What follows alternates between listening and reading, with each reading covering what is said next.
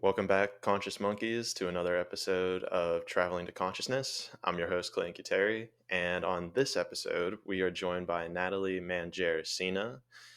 So this episode, you got two Sicilian heritage people in the same room, which I found pretty fascinating, but more on that later. First, Natalie, podcaster. I think she has a YouTube channel as like her primary source, and she has a website about that's called Sex Skin Spirit.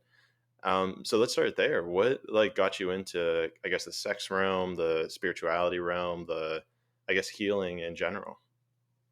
Yeah, so it's been a very long journey for me.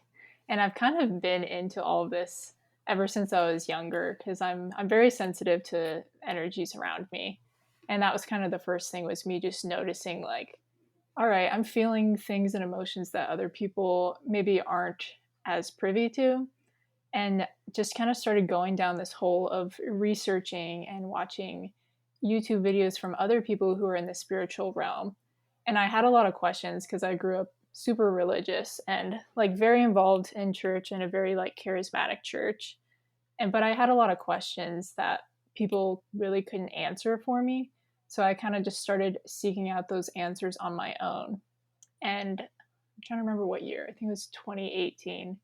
I did yoga teacher training, and that really just, like I was talking to you earlier, once you start on this path, it really deep dives you into a lot of like crazy stuff. And I started getting into like lucid dreaming and energy healing and working with the body through yoga and meditation. And ever since then, I've just really been drawn to healing myself and to working through this energy. So, with all that being said, Sexton Spirit is really like a culmination of that wisdom and those experiences that I've had, and just my journey of healing my trauma, which a lot of it is sexual based. So, healing that trauma, working with that energy in my body, and starting to kind of come back to who I really am through spirituality and through these yoga and meditation practices that I've kind of found along the way. And yeah, that's first of all really fascinating. I think there's a lot of parallels between both of our stories, and hopefully we're able to get into them. Just to highlight a few is like religion, lucid dreaming, yoga. But I guess let's start with where we're at now, because I kind of found you through like the sex realm of things and sexual trauma. And sexual trauma was something that I kind of experienced at a young age as well. Now, what I've been starting to realize is, and I've seen this in many texts and different things, where sex seems to be like our connection to divine source or divine energy or whatever you want to kind of call it in that regards. So I find it so fascinating that it seems like sexual trauma seems like something that has a tendency to burn in almost everybody, thus blocking off our ability almost at like a fundamental level to connect to this like divine source of creation or I guess I don't want to get like too woo woo with it, but I'm not sure if that's something you've kind of seen as well where, and I think you were talking about a lot of your messages are like I need help with like my sexual, you know, my realm or like what people reach out. Do you feel like that's like a commonality you see between people as well, where a lot of people are kind of, it seems like hindered almost by sexual trauma? Oh yeah, absolutely. Like I feel like now more than ever there are so many people who have this trauma and they're either not aware of it or it's basically just running their lives on a subconscious level. And a big part of that for me is recognizing that obviously men are included in that as well. And interestingly, like the majority of the questions that I get are actually from men.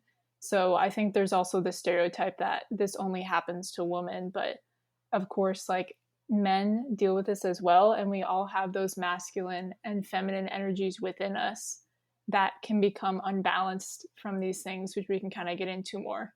But yeah, it's definitely, unfortunately, it's becoming more and more common for people to have sexual trauma and blockages in their sacral chakra from that.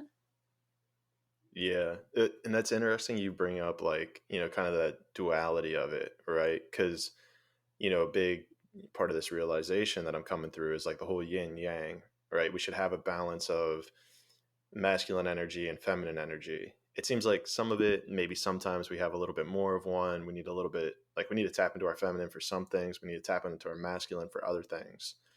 But it's almost like we're, at birth, it's almost like it's almost pressured upon us to fall into that like polar opposite of, not polar opposite, but fall into the polarity of whatever our birth gender is, and to embody that, masculine or feminine trait, more so above the opposite. Yeah, and I think people just think like too linearly about it. Like they think it's in the way they dress, or it's, people generally characterize females as being like more sensitive and soft, and men as being like stronger and less like emotional. And of course now we know that those characteristics can exist in anyone, but it's also one of those things where like whatever you are lacking, or if you have a hard time with your confidence in general, like really tapping into that masculine energy of confidence can actually be a really positive thing. And I think people just have all these biases. And obviously, a lot of that is from their trauma too, being biased about positive masculine or feminine energy. And so they don't even want to work with that energy because they're holding all these like internalized biases from trauma. Right. So here's an interesting thing, and maybe I feel like we got off to a really strong start here. So maybe we're able to kind of pull this back a little and maybe approach the people. So I feel like it falls into maybe one of three camps, right? So you're either at a place where you knew you had trauma and you've healed that trauma, or camp number two, I would consider being, okay, you've identified that you have trauma and you want to heal that trauma, or camp number one, where you're completely oblivious to it and you're just kind of going through the motions of the life. So, do you know of any or have seen a causation or commonality between maybe that last camp where it's like, oh, I'm just going through the motions of life, and if, it just is what it is, and I'm not worried about fixing these issues that keep coming up? Have you been able to see or tap into why or how you're able to help those people kind of see it or transcend it, to get to that Yeah, place I of, mean, I do have trauma, I need to do something for that. yeah, because I was in that place myself, like kind of not blissfully, but unaware, basically for years, that like the reason why I have this pain all the time is because of this trauma. And I think one of the ways you can start to become aware of that, because really that's the first step, is awareness and being able to, take some time, whether it's through meditation or just sitting through yourself in therapy and starting to really look within. But it could literally have manifested this trauma as like a physical pain. Like for me, I actually developed, like, this might be TMI, but I like to tell people everything. I developed an ovarian cyst from my trauma. And that was kind of a physical manifestation of the part of me that needed healing. So it could literally be a physical pain or illness like that. And in some people, like it shows up. And I think you were telling me some of your story, like having issues in relationships and having trouble connecting with people or committing. If you are cheating on a partner or lying to them, like that could be coming from a place of trauma, of a scarcity mindset. So just starting to be aware, like, are you hurting people in your life? Are you hurting yourself? And especially in acts of sex too, like, are you present and involved, or are you just doing it as fast as you can and then like moving on? Because I think those are all signs that the energy is really blocked in your system, and there could be something deeper to the issue, like the root of the issue, versus just, masking the symptom. Yeah, I think that that last thing that you said about, like, are you escaping it or are you mentally somewhere else? And if you're a guy listening, and maybe females do this as well, but I know as a guy, um, there's a huge pressure, maybe, or we feel pressured, pun not intended, to uh, last long in bed. And so I think that a symptom of what you're kind of discussing could even be, on a masculine example, would be like, worrying about how long you are lasting, or like worrying that you're gonna, be premature. And I think the split there that you kind of mentioned is that the like not being present and escaping from that present moment, almost like your consciousness splits from your body, where you're not really feeling what's happening in your body as you're going through the process.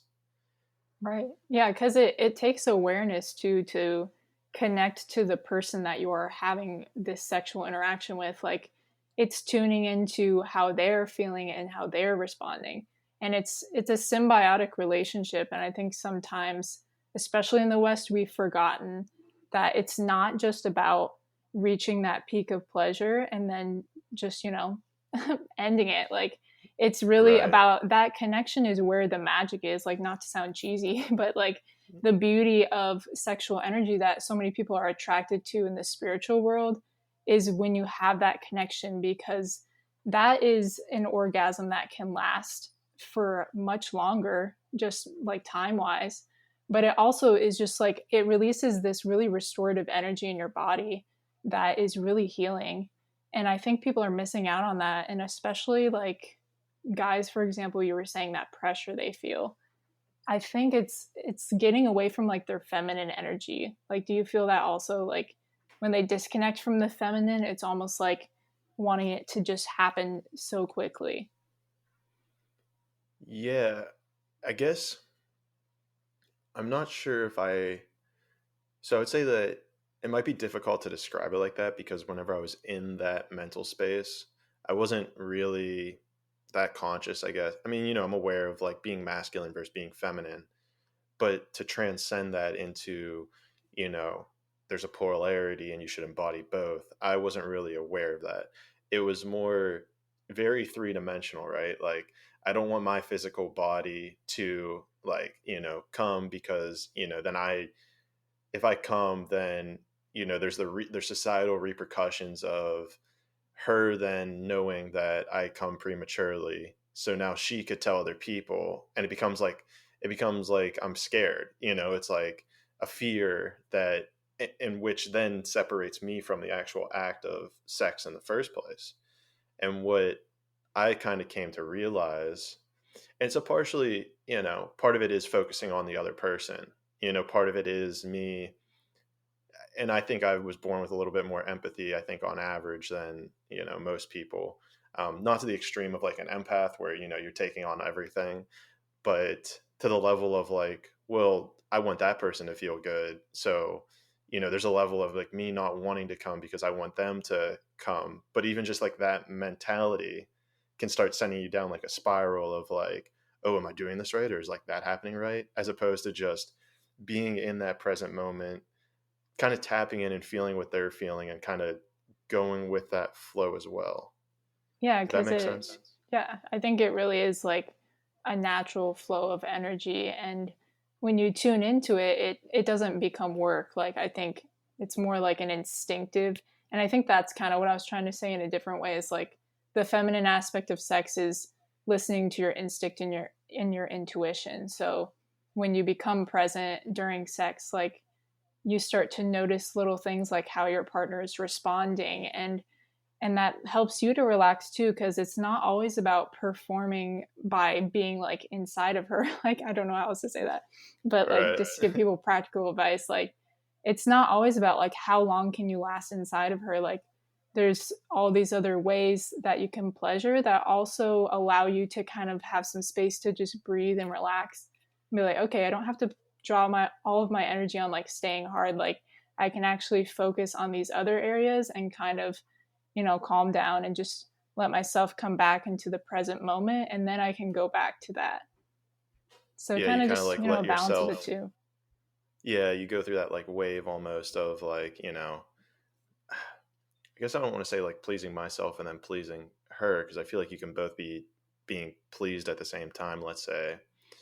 Um, but maybe I'm losing my train of thought here.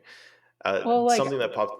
Go if I ahead. can add like Help one me more out. thing too, like Sure. I so in my experience it's also like learning to find pleasure from your partner being pleasured is that's that's the spiritual aspect of sex to me, because that really is like going beyond the ego that just wants to basically come, and going beyond that and seeing like, wow, it makes me feel so good for this person that I'm with to feel good. So it's, you're still getting something Right. out of that relationship. It's not like you're only focusing your attention on them, but in return the person you're with is pleased, so they want to please you. And I mean, really, that's a win-win situation, and that kind of allows the energy to flow like more openly and freely too. Yeah, I think that's a huge touching point. I think at like a metaphysical level is focusing on creating like those win-win situations and being able to find those just in everyday life. With regards to sex, like I completely agree with you that, when you are present, you are attuned to that other person, you can almost feel that reciprocity that comes back towards you. Now, not everyone's perfect, and maybe sometimes you're not going to get that reciprocity, but that's probably a good identification that maybe, that person isn't being present or isn't in tune like you are with that sexual energy. Yeah, and that's just another thing to be aware of too, because, if you're giving and giving and really trying to please this person and communicating openly with them, but they're just completely blocked energy, like they might need to kind of go within themselves and heal and process whatever, stuff they have in them. And that might not be the best person to be giving your sexual energy to, because sexual energy can, it's a really strong energy, and to allow that to be drained by somebody like that who's just completely blocked off, like that's not loving towards your own self either, and that's really just going to come back to hurt you in the end. Right. It's like almost like a Taurus, right? Like your body is essentially like this Taurus energy flow.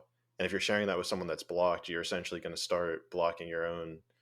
Wow, I guess I never really thought of it that way. Because I've heard about like how you can share like blockages through sexual energy, but then that's like that level of, oh, like if you're almost like combining that Taurus. And for those who don't know, it's like your energy flows out of your heart and then back in through almost like your solar plexus region. And so then if you have unlocked that flow and you then try to join it with someone else's, let's say Taurus or human or sexual energy, then it can almost create that block back within you because of that exchange of energy. Yeah, I mean, you're also kind of, you're attracting what you need, so that partner could also be reflecting a part of you that needs to be healed.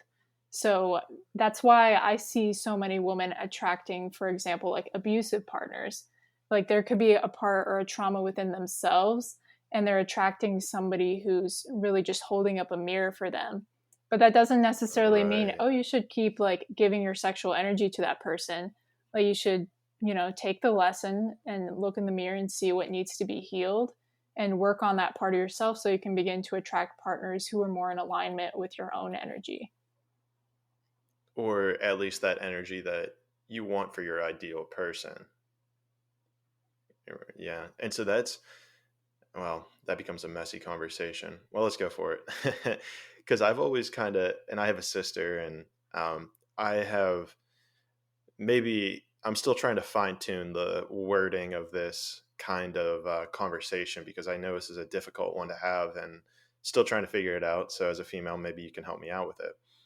But um, I mean, I know the first time I came up with it was a little bit more aggressive, but in essence, it's along the lines of like this abuser abusee relationship. You can kind of take gender out of it, I guess, but on average, it's males usually abusing females. It's, I'm sure 99% of the time it's the masculine energy abusing the feminine energy.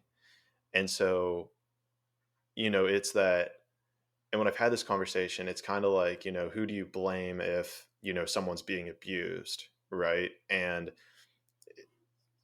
I completely am not like, I want to put it out there that I am no way like condoning, abuse or physical violence of any form. I just want to highlight that it's interesting how you find these dynamics where, it's, and I'm really trying to walk on eggshells here, but I have a hard time trying to figure out. It's like, well, the abusee is still putting them in the situation to be abused. And then the abuser obviously is holding this sense of power, almost like not holding the power over them, but refraining from. I'm not sure if you understand, if you're picking up where I'm Yeah, going with I this, think I or am. you might be able to help me out. Yes, because it is a tricky subject, and it's one that I used to just get angry about and kind of place all of the blame on one. And just to preface this, like, I think what's helped me understand this is understanding that we view everything as good versus evil.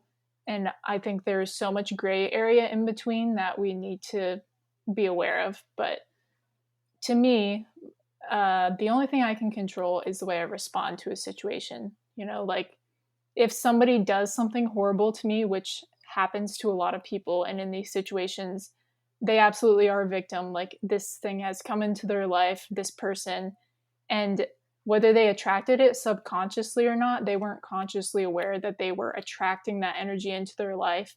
So therefore, they are a victim. But I will say, you are responsible for how you react to things that come into your life, you know? And it is tricky. I'm being cautious of how I word this too, Yeah, because right. there are many situations that I know of where people attract abusers into their life subconsciously, and I will just say it as that. I know they're not consciously doing it, and that person comes into their life and then they are trapped, and they're trapped because if they try to leave, you know, it could become a violent situation and it could escalate. So in that sense, yes, you may be physically trapped, but mentally, this is the part where spirituality, it's really difficult. Like it's not love and light all the time. It's really challenging to say, yes, I'm in this situation, but I'm going to overcome it mentally, and I'm going to, you know, stand firm in my power and be sovereign in my mind. And that may be the only place where you have freedom is within your own mind in that situation. But having that freedom in your mind, in my experience, is going to free you from that physical situation one way or another. Does that make sense? Kind of. Yeah, it's like really only you can kind of figure out that you're in a place of pain almost. It kind of reminds me of In the Power of Now. Have you read that book?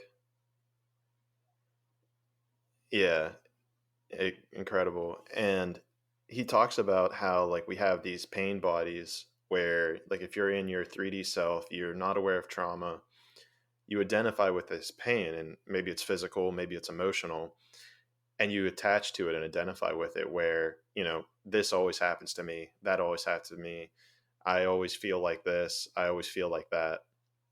And he talks about how if you're in such a place of pain, you like identify with that negative energy and it becomes a part of your own identity, where then it's like you've taken so many years and so much time of your life to say that is who I am. It's like, the brain's so powerful to kind of come back to what you're saying. It's like, yeah, like you're right. And this is kind of a conversation I have a lot with when people talk about politics. It's like if you keep reinforcing a certain idea within yourself, whether it's political, whether it's sexual, whether it's uh, a way you are, whether it's financial, then it's like you're right.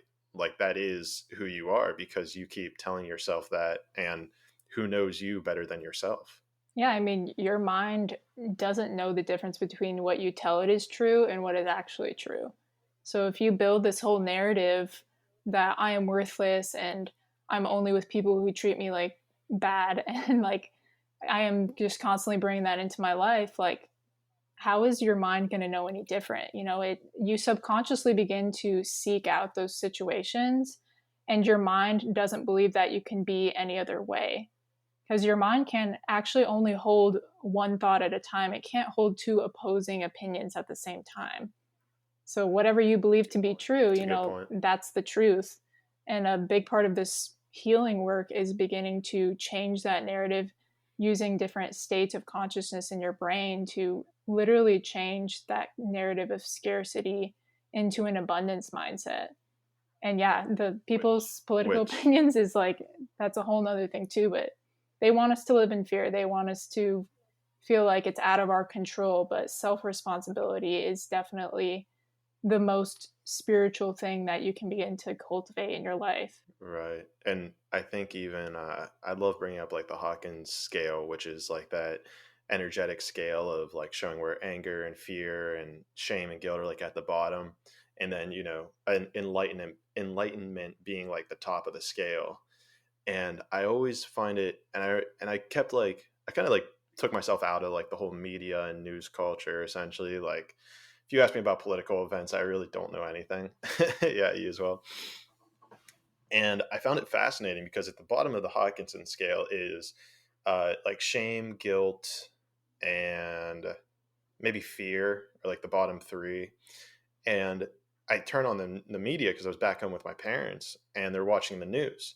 And every single story is predicated on like one of those three things. It's like, you should be afraid of this. You should be guilty if you're not doing that. You should be like ashamed if you believe this.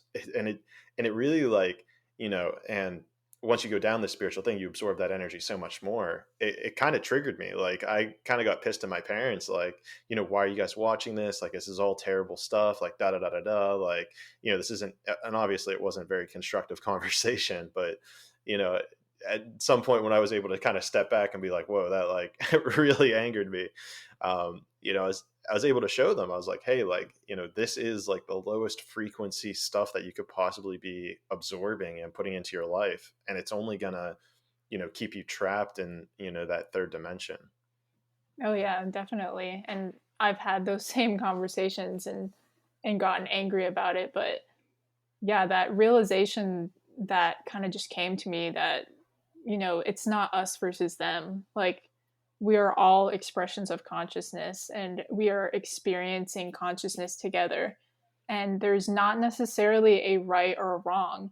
Like you said, I think there is higher vibration and there is lower vibration, but you really need to begin to see it all as just a part of the experience. And I feel like so many people want us to be just love and light all the time and to only have, if you don't believe this or if you don't follow this political party, then you're wrong. And it's like, well, can you like shift your mindset? Can you understand why these people believe in this other political opinion that differs from yours? Because at the root of everything, everybody just wants to be loved. Like everybody wants to be taken care of and loved and to feel seen and heard.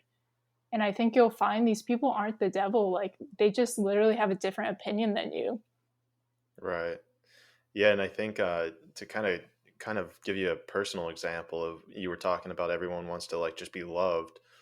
I had, and this perplexed me for probably 10, 15 years of my life, and I could not figure out what it meant. Um, I had a bully in high school, and I guess towards the end of middle school and then beginning of high school. And, it was, I'm going to say toxic masculinity, which tends to be a weird word, but I feel like bullying fits in the realm of toxic masculinity, where it's just over and above what needs to be done. I think that phrase gets a little used a little too frequently, maybe, but uh, in essence, you see it whenever guys are like, we kind of like shit on each other, like, oh, like, you have a small wiener, or, like, um, little things like that, where it's like, oh, why didn't you work out more? It's our way of like poking each other. And so essentially I had a bully and he would do that, and I could never conceptualize why he did it to me. I was like, I could never figure out, like, I was kind of stuck there, like, okay, well, guys do this to each other, like we do this poking, but for some reason he does it to me and I get like pissed off and angry about it and just like shut down, and try to avoid him. And so, the bullying continues, and I kind of realized at some point that I never bonded with him beforehand. We just went straight to the like aggressive bullshit nature. We never had that bonding moment. But I digress. And so eventually, after the course of a couple years, I eventually like fought him. Essentially, like we got into a fight, and like one of the coaches of our sports team had to break us up. and I was just a mess. Like I couldn't stop crying. Like just that energy release of just finally standing up for yourself. I was kind of convulsing. Even I wasn't like throwing up or anything, but just that energy of just releasing. Yeah, yeah, just like that. Holy shit! Like that just happened. So where the story goes is that he essentially got, I think, like a detention or like an in-school suspension or something, and nothing had occurred to me. And I remember passing him in the hallway, and it's the most vivid thing in the world. And he was like, "Clayton, like, dude, I'm getting like suspended. Like, is something happening to you?" I was like, "No," and he's like, "Oh, like, dude, that's so crazy. Like, we were just messing around, like having fun. Like, why is like all this happening to me?" That mindset completely like broke me for like 10, 15 years, where I was like, how the hell could he not see what was going on? And to kind of come back to it, as I realized, many years later, that his parents weren't in the most loving parents, or they at least portrayed love in this aggressive mindset where it's like, putting down or belittling is their form of showing love. So I realized so many years later that he was just showing his form of love as being this, what society would call as a bully. But in reality, it was just him displaying his form of love, getting pissed off that I wasn't showing love back to him. So he would have to just double down on his version of love. Yeah, and I think that's such a great example of what we were just talking about too. Like, his perception was completely different from yours because of this conditioning that he'd obviously had growing up. And I've had similar experiences even with myself growing up and being bullied, and same thing, bringing it to that person afterwards and them being like, "I'm so sorry, I had no idea," like just completely unaware. And I think it just kind of it goes to Right. show like everybody really is experiencing like reality through this kind of filtered perception based on their childhood and like where they're being raised and just conditional beliefs that they've built inside of their mind about themselves and the world. So it's so hard to say like you were right or you were wrong because we're just not seeing the whole picture. Right. And not to mention, it's one of those things like it helped me rectify being able to stand up for myself, So it's like, it goes back to that whole, you attract what you need kind of thing. It's like, well, I was never speaking up for myself. And so this was a great example of, when you don't do something for yourself or you're not doing what you need to do, it's just going to keep like becoming a bigger mountain almost. It's going to keep like showing it to you like, all right, well, you got to stand up for yourself now. All right, you want to do it now? All right, no. All right, well now you got to fight them. So it like keeps like transcending in complexity or transcending in negative. It keeps like amplifying itself until you It confront it. amplifies for sure. Yeah. It does. And it's like I realize that now. I'm like, I don't want to wait till, it's screaming in my face. Like as soon as I see it, I'm like, okay, let's Right. go. But I know that's really hard for a lot of people. And a lot of people are still at that point of just being completely unaware and they are just continually having all of these really difficult situations come into their life and feeling like the universe is out to get me or like life is just so difficult and hard and not realizing what you're saying that like hello, like the universe is trying to speak to you, it's trying to tell you like I'm bringing this to you to show you something and teach you a lesson, like. And that's really a humbling experience too, to just be like thank you, like I learned something from this. I'm sure like you've grown as a person, Oh like yeah. you have the confidence to do this, you have a YouTube channel, like it's really empowered you as a human being. So in a way it allows you to just offer thanks for the experience and just give it back to the universe. And I think that's a huge cornerstone of what I'm trying to do is to like just by putting out this content, it's to just say, hey, here's what I've been through. Like if you're going through something similar, like you're not alone kind of thing. And I know I've had several experiences in my life, that being one of them, where if you would have asked me about that like 10 years ago, I would not be sharing that. Like that'd be something that I would not have like ever discussed or talked about. Like I'd have just kept that to myself. We would have never had like an open and genuine conversation about it. And same goes for really the sexual trauma. There's parts of that where I'll still kind of like omit or leave out just because you know, it's like the fear of being vulnerable at some level where, you know, my, if I'm able to tell you my weaknesses, now you can use them against me. But if I'm able to just say, hey, here it is, then I like take that power away from you and restore it within myself. Oh, definitely. Yeah, because that's you conquering it, right? Like I can give this to you, but I've already managed this inside of me. And I get that because I don't like going into great detail about what I've gone through either. And I don't always feel a need to unless, I'm with somebody who really has experienced something similar. I can kind of use that.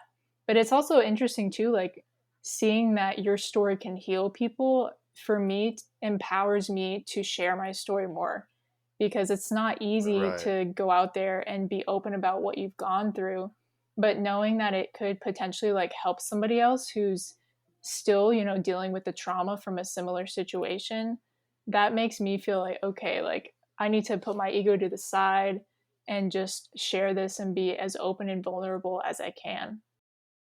And there's something I think to be said for doing things that you're afraid to do.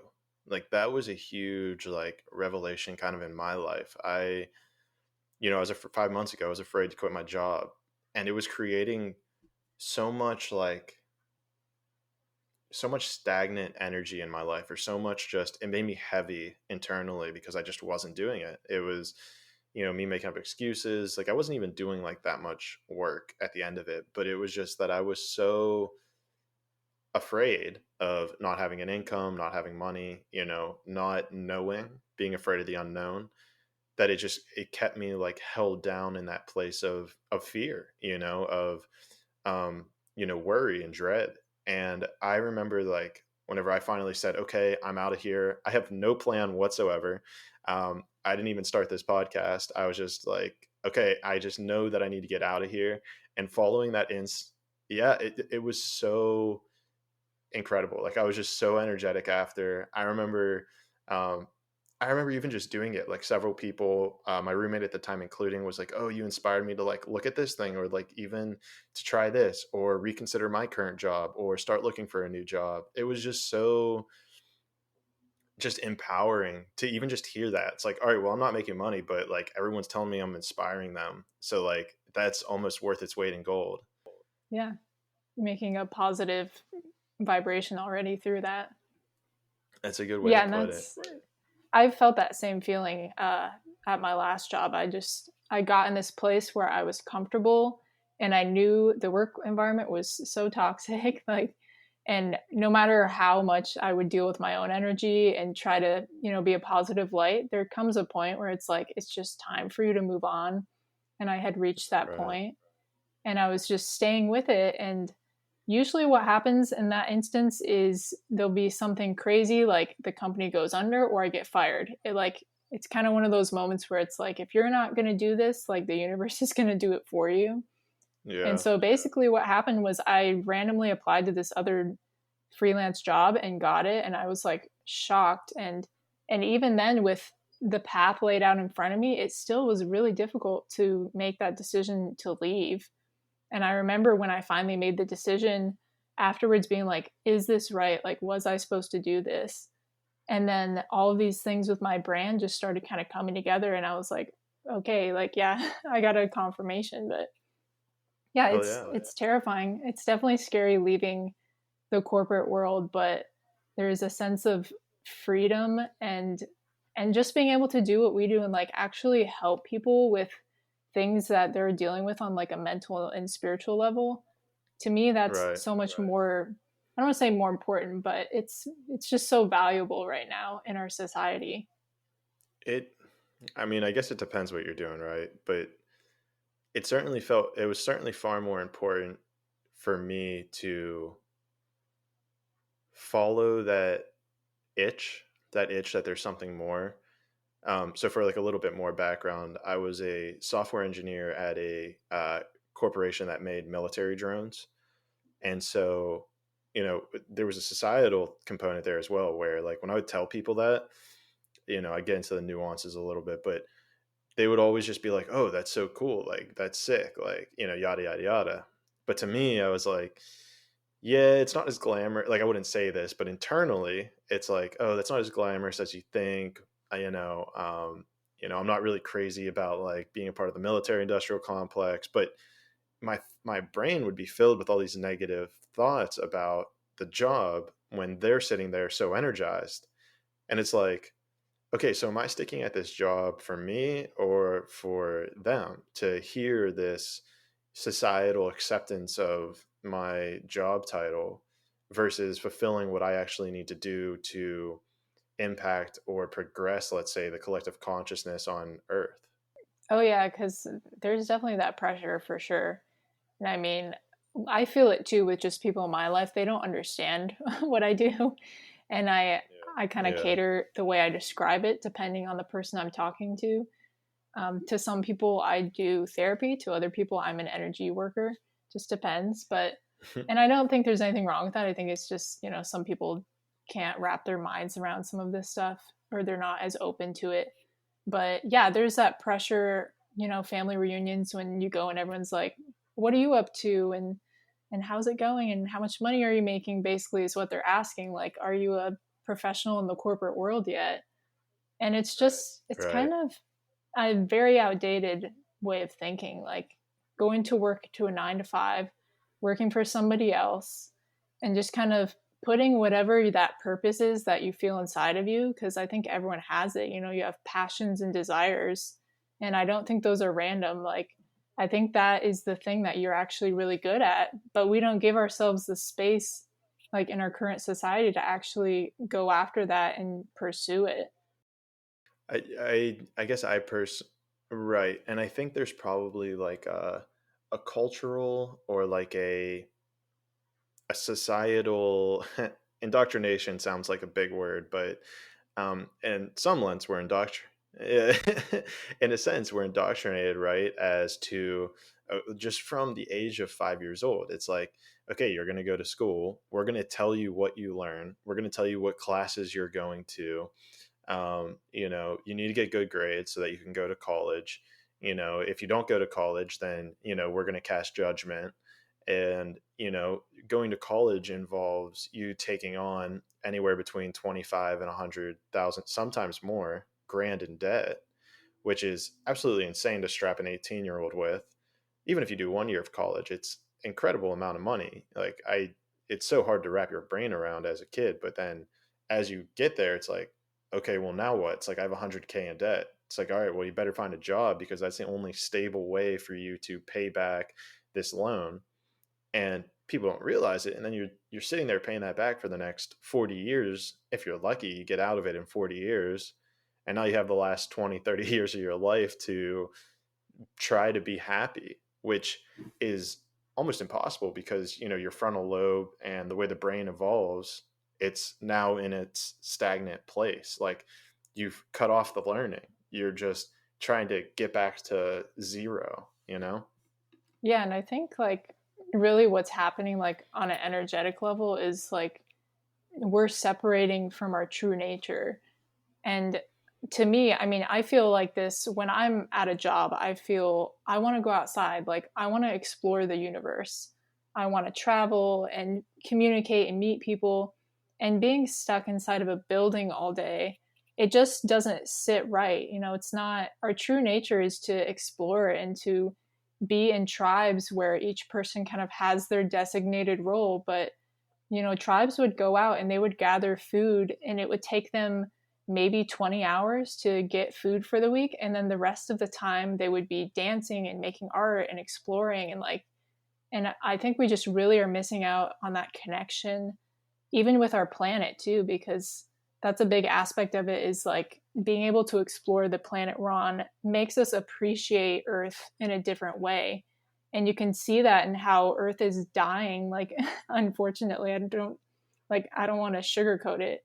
Like, our planet really is dying. And a big part of that is because we've lost our connection to her and to exploring her and, just going out into the terrain daily and being a part of nature. And so losing that Sure. connection, like it makes us feel like we just need to be this machine. that is kind of fueling a system.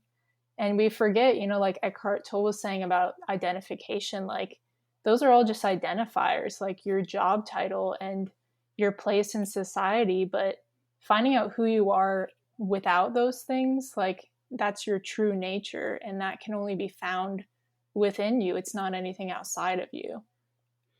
Yeah, and I think that's a huge piece of the puzzle. It's that, how do you even identify, right? It's like who are you, It's like, hey, like what do you do? Like we go to these like names, right? Like whether it's Clayton, whether it's male, whether it's, my job title, whether it's even just podcaster, YouTuber, it's we start getting identified with those things, and it's like, and this is why I highly recommend meditation to people, because if you can't, like, how do you, like, you almost can't describe yourself without using those levels of identification. Like there becomes this level of like, I just am, you like look at your hand and you're just like, I just am. It's like, it's what, there is no labels for essentially anything that you are, in a sense. Yeah, like I am existence, like I am awareness itself. There's Right. somebody that I follow, his name is Muji, and he talks a lot about identifying with your thought forms and how, like, the more we identify with these labels and thought forms, it creates havoc in our lives. And we think that it's helping us understand a situation because we're sitting there and thinking it through. But then you end up causing more problems. Like, some people sit in meditation and they try to think about their problems, and then you find that you feel more anxiety and stress than you did when you started. And like for me, the moment when I feel the best is when I literally empty my mind and I let everything just dissolve. And it seems to just, kind of line things up in my life exactly how they're supposed to be. Yeah, it Magically, I almost just guess. it really feels like a source of magic, of It something from does. a different reality. How does that, so this is actually an interesting point. So how does that kind of couple in with the idea of like manifesting? And so in my mindset, I'm interested what your opinion is. Kind of in between here. So you need to set your intention, right, to manifest something. Like you can't just, you have to have like a desired goal in your mind, right? Like there has to be a desired target of 100,000 podcast downloads, or having X dollars in your bank account, or having YZ. Now, there's, I believe, like another level that I've been exposed to of kind of like what you're saying, where it's just like empty yourself of all thoughts and just feel that you're going through the flow of life. And I'm always trying to figure out where the balance is between focusing on your intention and where you want to be, and then also just being okay with where you are and just, following your, let's say, intuition or internal guide to get there. Yeah, kind of finding the balance between those two. Yeah. Is that essentially what it is? Yeah, I think, manifestation is like such a hot topic right now. I think everybody is imagining that you can just meditate on having $100 and then the next day, like it just magically appears. And I do think it's a little bit deeper than that. And really, a big part of it is understanding like how your mind works, going back to like your subconscious belief systems. So basically what you are doing is you're creating new like neural networks in your brain. And those pathways are going to cause your subconscious to start to pay attention to different things in your outside reality that are going to attract whatever it is that you want into your reality. So basically, like for example, if you're like, I want 100,000 podcast downloads by March, you might start to work on, okay, why hasn't that happened yet? And starting to understand, like, are there any blockages within you that could be blocking that from coming to you? And that's really like the healing aspect of it too, I think, is like understanding that there could be a blockage in your energy that is preventing that thing from coming into your reality.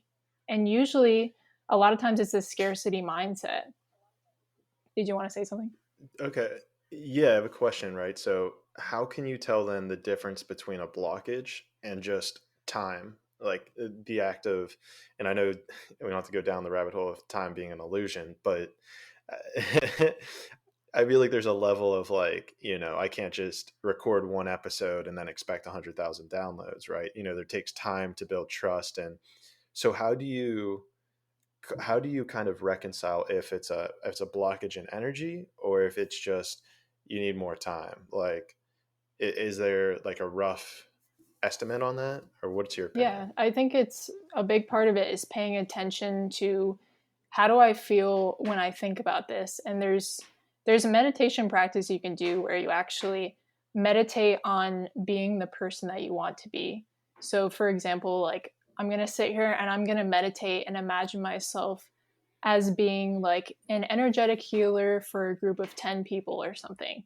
And you'll close your eyes and you'll create a space around you where you imagine yourself literally being in that situation and allow yourself to be like completely observed in your or completely absorbed in your environment and the experience. And then just notice like are there any feelings coming up in your body? So you might notice like your heart starts to beat really fast or you get a knot in your stomach, and things like that can be signs that there is an energetic blockage in that area that's basically a subconscious belief you have around that that needs to be healed. But then there is also, like you said, the aspect of time and just accepting. And this is the paradox, like you want things to change, you want to achieve, but also the spiritual path is about just being. So it's finding the balance between the two. Like, can you accept your life and experience it every day exactly as it is, while simultaneously understanding that there are more things that are going to come into your existence that are for your highest good. And but like accepting that while also being able to be present and enjoy life exactly as it is in this moment. Yeah, I yeah, because it's that balance is so wild, and I think you nailed the answer when you were talking about like the meditation of like mentally putting yourself where you want to be and then observing how you feel. Like, if you feel like you're just like in this place of like peace and enlightenment, then you're probably good, right? But if you start feeling like these knots, or you start feeling anxious, or maybe you can't even visualize, what that is, that would be, I think that's actually a great, I think, method or a great practice to see if you have created a block or if you have those blockages that have occurred to prevent you from getting to that next step or that next space that you're trying to get to.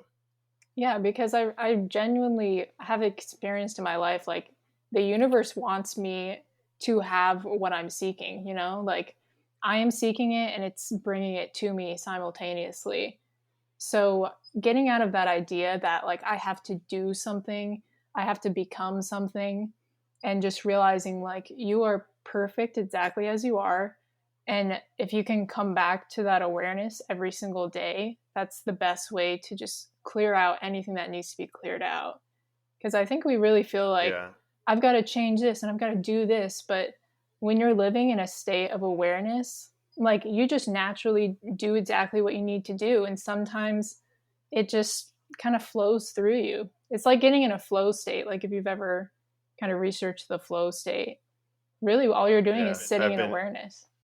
yeah, I've been in there a couple times. I trained jujitsu, and that if you're not in the flow state, everything gets disrupted very quickly. Yeah. So is there a way to get to the flow state? Do you find yourself in that meditative practice when you just clear all thoughts? Would that be a way to access the flow state? Yeah, that's meditation is the number one. And you don't need anything. I mean, you don't have to listen to somebody guiding you that can help you. But for me, I sit in silence and just close my eyes and kind of allow myself to move on from my identification and get to a place where it's just still and quiet. And I found that from there Okay. it gives you the energy you need to like write or to create videos. Like free form writing is a great way to allow yourself to be in a flow state because you're just allowing yourself whatever wants to come out, just like let it come out, and eventually you'll get to something that is valuable for your business or whatever it is that you're trying to achieve. And when you say free form writing, you're saying just like, do you just like set an attention or focus and then just write everything that comes to mind? Yeah, kind of just like a flow of consciousness. So you can get in a meditative state, and usually I'll meditate like early in the morning, and I'll have a journal or something. And occasionally, like, I'll ask myself a question. It's almost like you're interviewing yourself and asking, like, are there any areas where I'm blocking myself from receiving this? And then just literally respond to yourself. You might feel a little crazy talking to yourself, but your Yeah. mind is extremely complex, and there's different parts of you that interact with each other on a daily basis. And if you can start having a dialogue with those parts, like, it will come up to the surface like quickly. It's kind of scary. Right. Yeah. Yeah, you become confronted like very immediately with what, and I think what I've usually noticed is that if you're afraid of it, or if it creates like that energetic almost disturbance within you, or like lowers your frequency, that's usually where I've kind of found those truths almost of what you should be kind of pursuing, if that makes sense. Oh yeah, like, definitely whatever makes you feel fearful, go after that thing. Conquer it. Go do it. Yeah, Yeah. because Quitting your that's, job, traveling. yeah. And especially, like, people say I have a knot in my stomach. Like, your intuition sits in that chakra, in that area, and it can feel really similar to a stomach ache or your stomach being in knots. And sometimes that Right. feeling is a sign, like, you need to listen to that, because once you work through that and you untangle that knot, like, you're gonna feel so free and so good. Yeah, and that's actually another crazy point that you bring up, and this is where I kind of have start whenever I started discovering like chakras and the whole system there, I started like bringing that up to people about how we actually have idioms that kind of hit on different chakras, like having a frog in your throat, is symptomatic that you're not being honest, or that there's essentially, if a frog is in your throat, it's blocking essentially your energy moving through your throat, which is, then anyone who's heard that expression or been in that situation, you know what I mean, is like aware that you're not speaking the truth, or you're afraid to speak the truth. And therefore there's a block in that area of your body. Or, like, we call it the temple, and it's like the temple of your mind. Like, it's literally a sacred space holding your mind.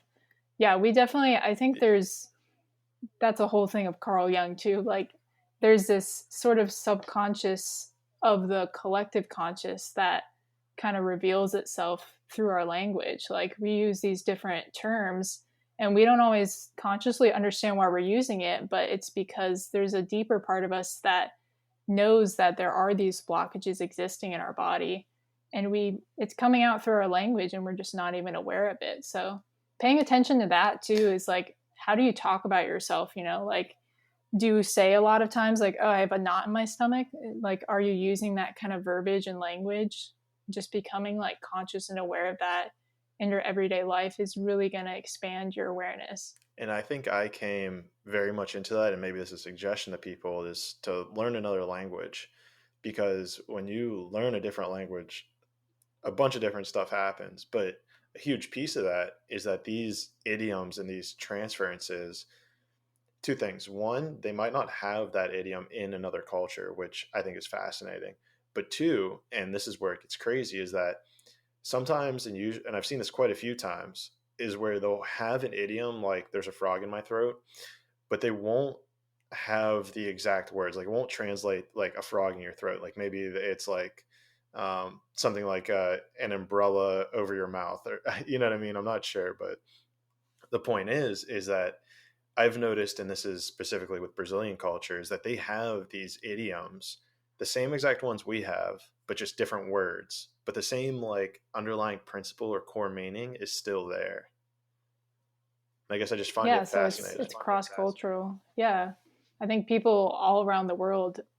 It's kind of like how there's like the chakra system in one culture, and then there's the meridian system, and then we have prana and chi, like different words that are describing the same types of things, you know, that it's that universal language that, I don't know, it's trying to tell us a message if we can kind of Right. piece the puzzle together and decode it. Or even like with excuse me, sacred geometry, they've seen like the flower of life and the seed of life, in all these different, cultures, whether it's, mostly like Asian culture, I believe, or Middle Eastern. It's like there's these societies that have never talked to each other yet, and maybe it's in Mexico too, and the Mayans, but regardless, it's like you see these like symbols just repeating, and it's like I know Egyptian culture had it as well, um, and it's just so crazy to see that those things like transcend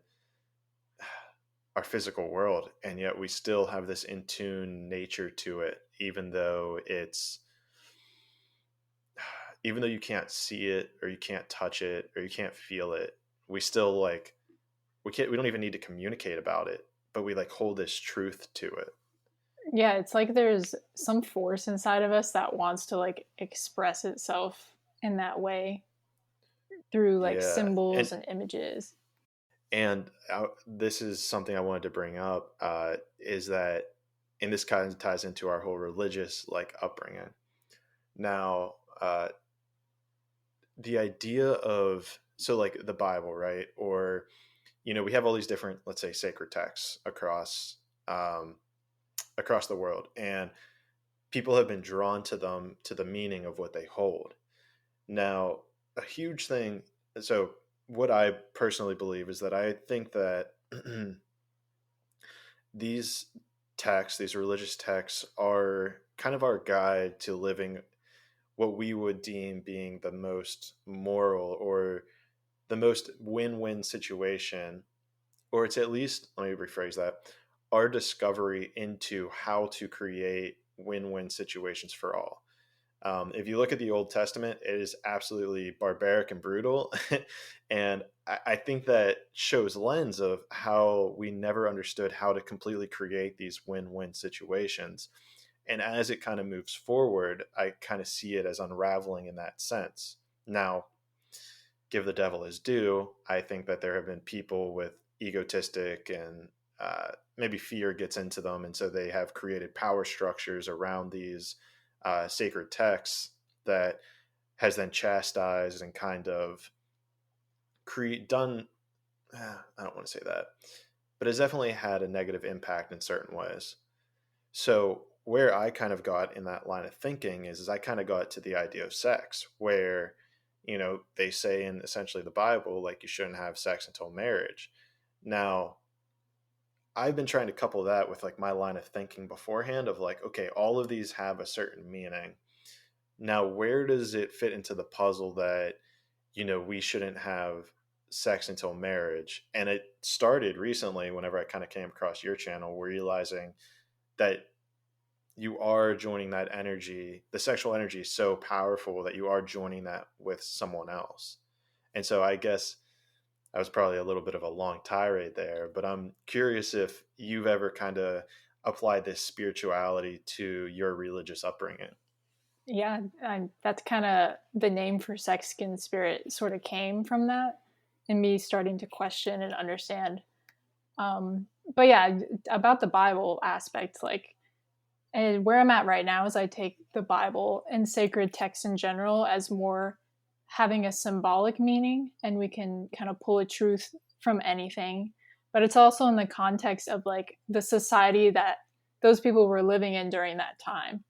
So at the time, you Right. know, if you were partnered with somebody and your wife decided she wanted to go and have sex with somebody else, like that wasn't very good for you because you owned land together and you had kids together. So I think a lot of it was just practically speaking, it made sense for two people to stay together for all of their lives and to get married and have kids. Um, and nowadays, we don't really need all that stuff anymore. And Yeah. so Yeah. there's the cultural aspect of it, but there's also the aspect of what you're saying about energy.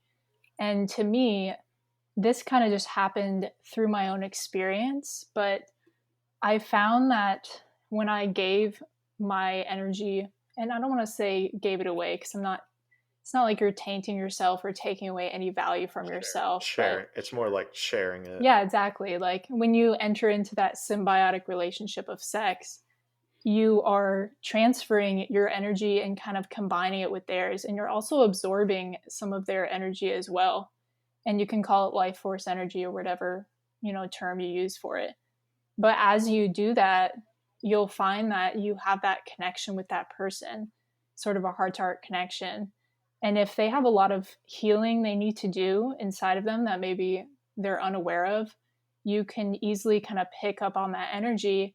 And especially if you're empathic or you're walking this light worker path, you might begin to absorb that energy into yourself. You might begin to notice that you're trying to heal them, whether subconsciously or consciously, and you're kind of taking on aspects of them that you don't need to be absorbing.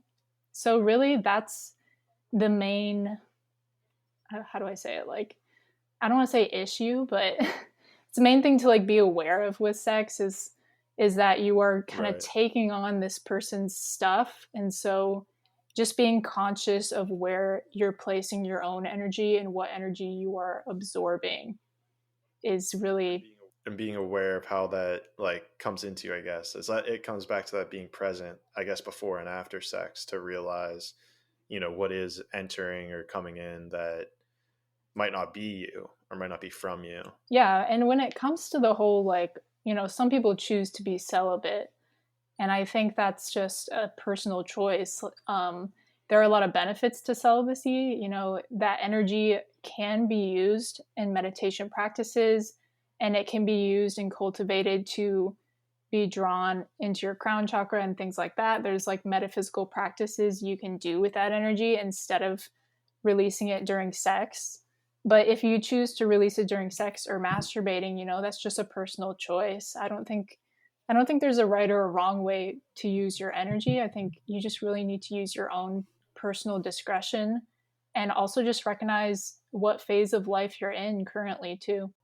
So that's an interesting point that you bring up about like how you can kind of direct that energy, versus celibacy, because there's a wide spectrum there, right? Like there's people who, let's say, hook up with different people every weekend, and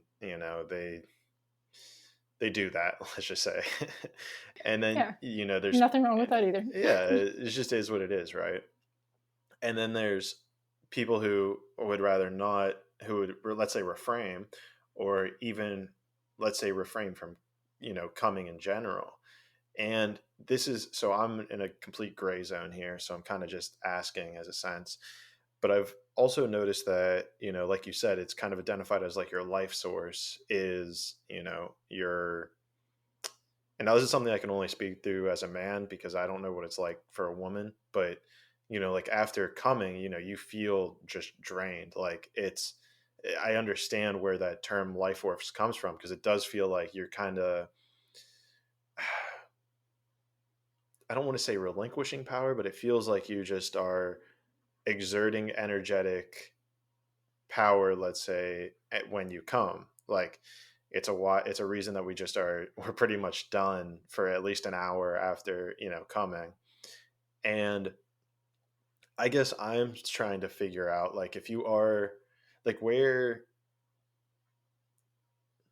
is there, I guess I'm trying to figure out if there's a balance, or I've seen the, like, there's, I guess it's about whatever you want at the end of the day, right? But I've seen things on the far end of the spectrum where it's like the guys that just won't even come unless they're trying to actually have a kid, or there's people that are just very open with, like, just masturbating every single day. And then it's like, where is, I guess, the healthy nature of that? Is it really just down to the individual of how they want to, where they want to place that sexual energy?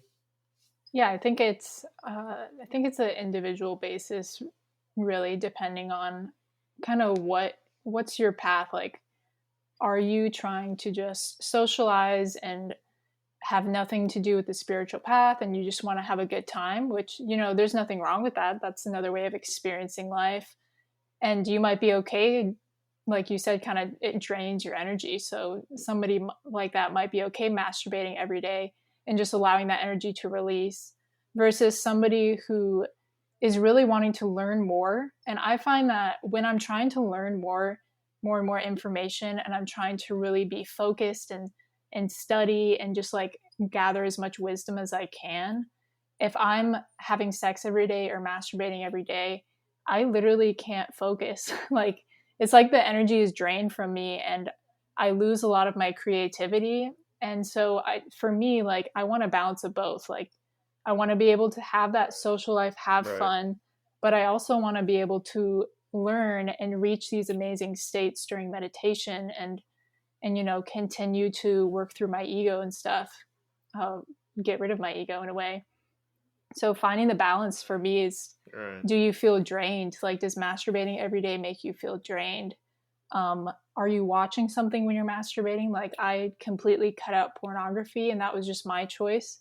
I felt like it was low vibration.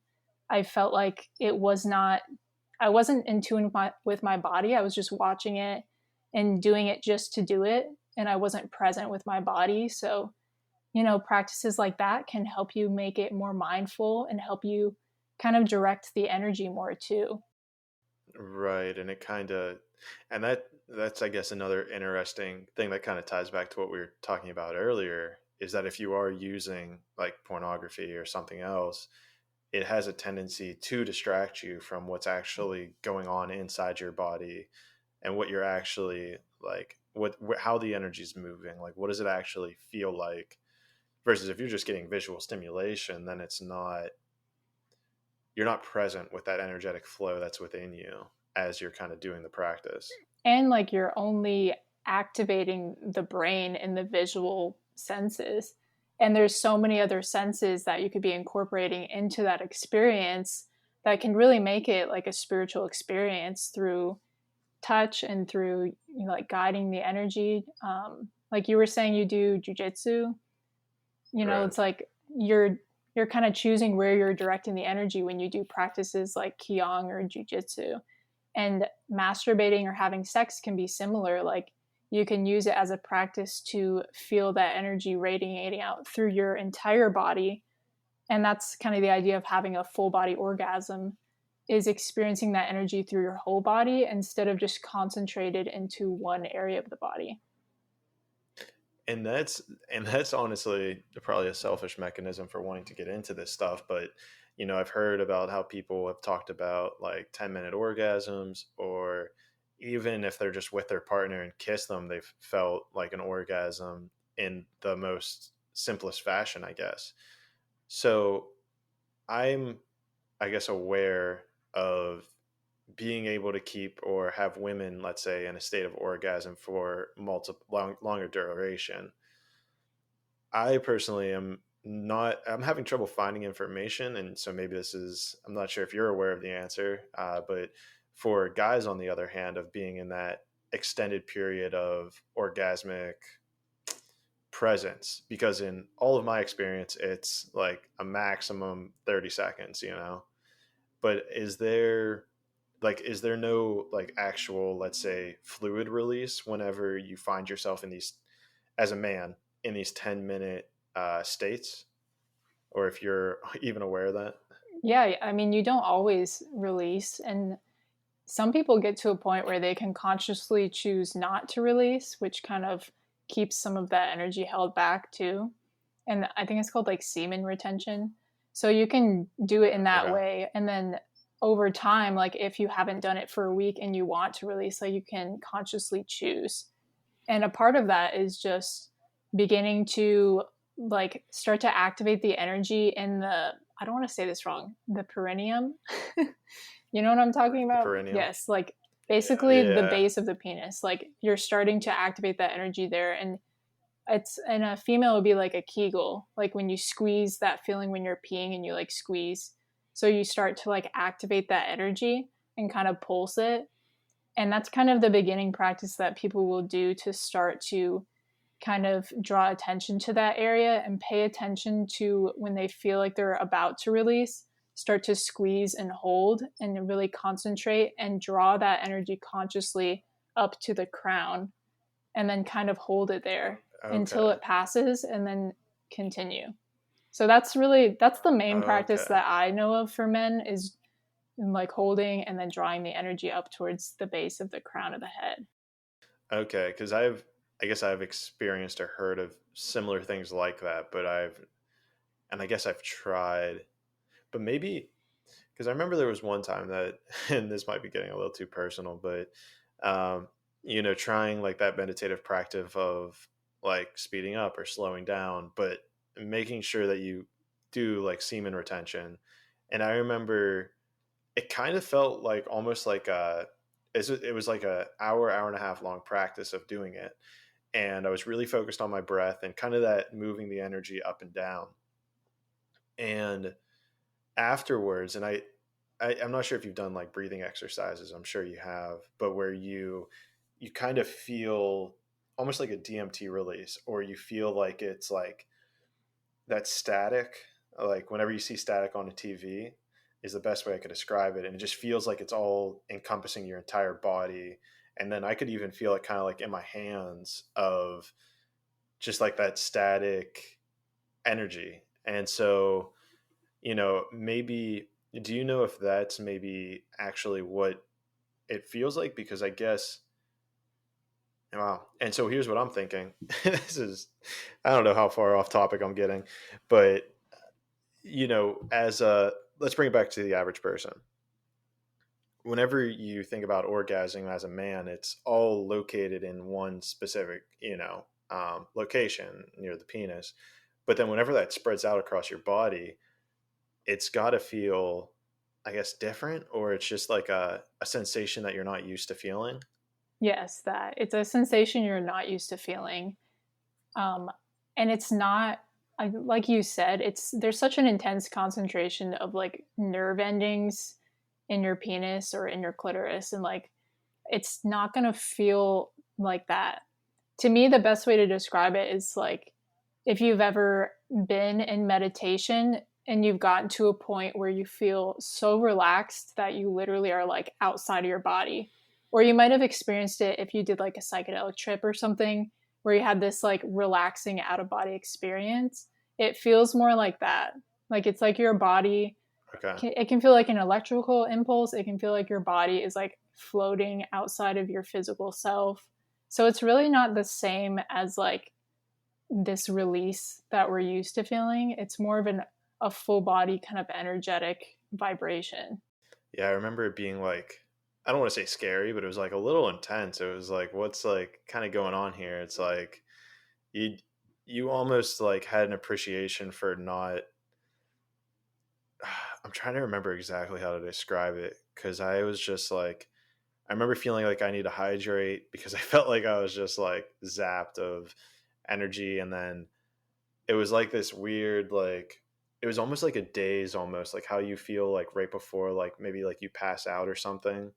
But it was like it was very, I remember my hands, like, and I timed it too. It was like that energetic, like, fizzle almost, or like that static fizzle was happening for maybe like 5 or 10 minutes after. It was probably 10 to 15 minutes after I like stopped breathing.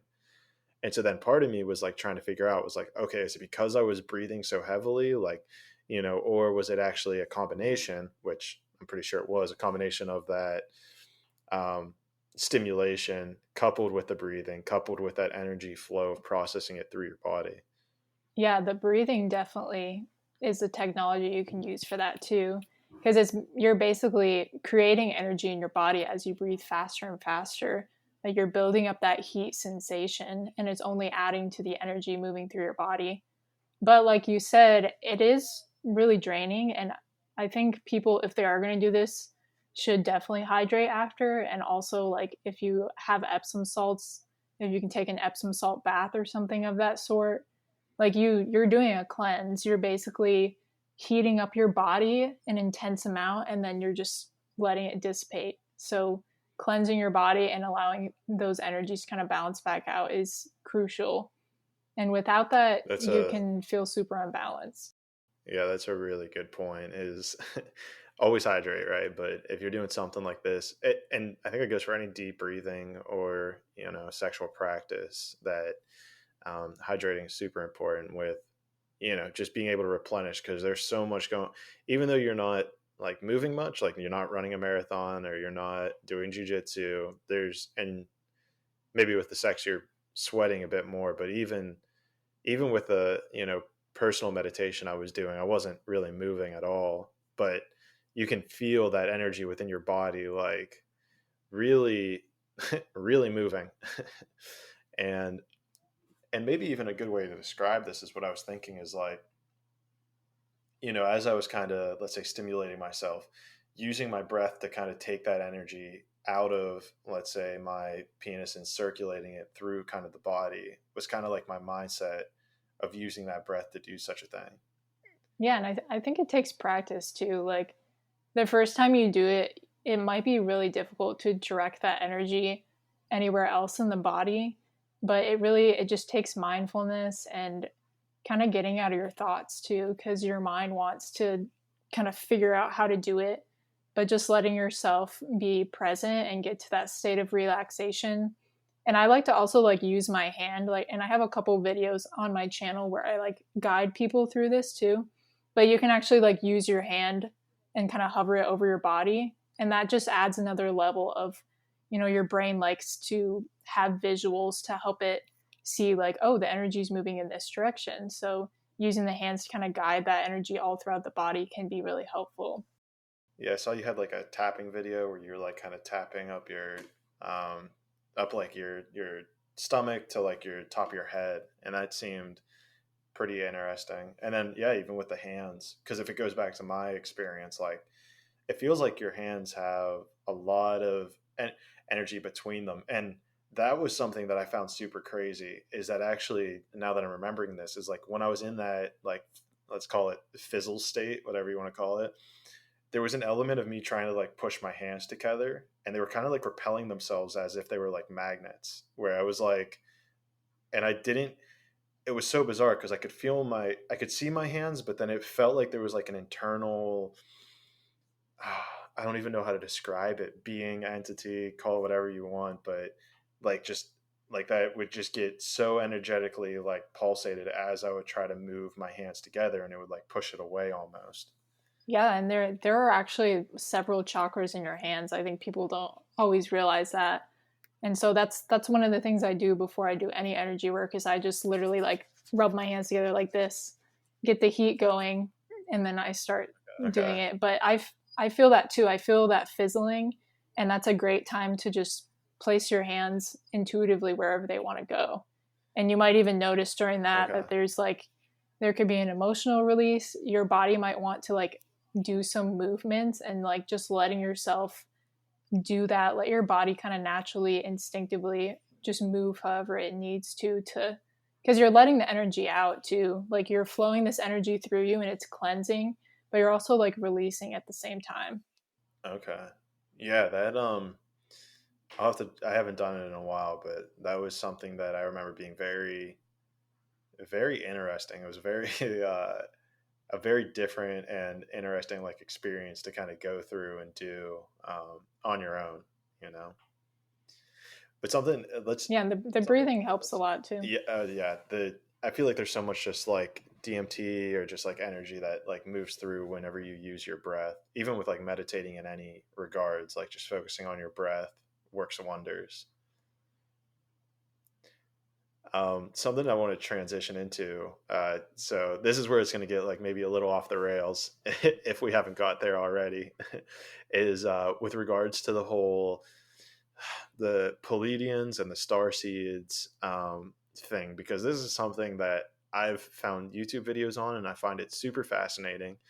And part of me thinks that I am a starseed of some kind, but I have no idea what it is. So um, could you explain it to me like I'm five of what a starseed is and what it even means in the whole spiritual realm? Yeah, definitely. So how do I describe this? Let's see. There are different energies that exist in the universe that we can connect with, and many of them are energies that either we have been a part of in a past life, or if you believe in like multiple timelines happening simultaneously, you know, you could be living and existing on this earth, and you could also be living as a Pleiadian on another planet in a different star system. So really, like, the main ones are Pleiadians, Lumerians, Arcturians, Greys. If I'm forgetting anything, you guys can Google it too. But yeah, those are like the main ones that basically people feel like they connect with.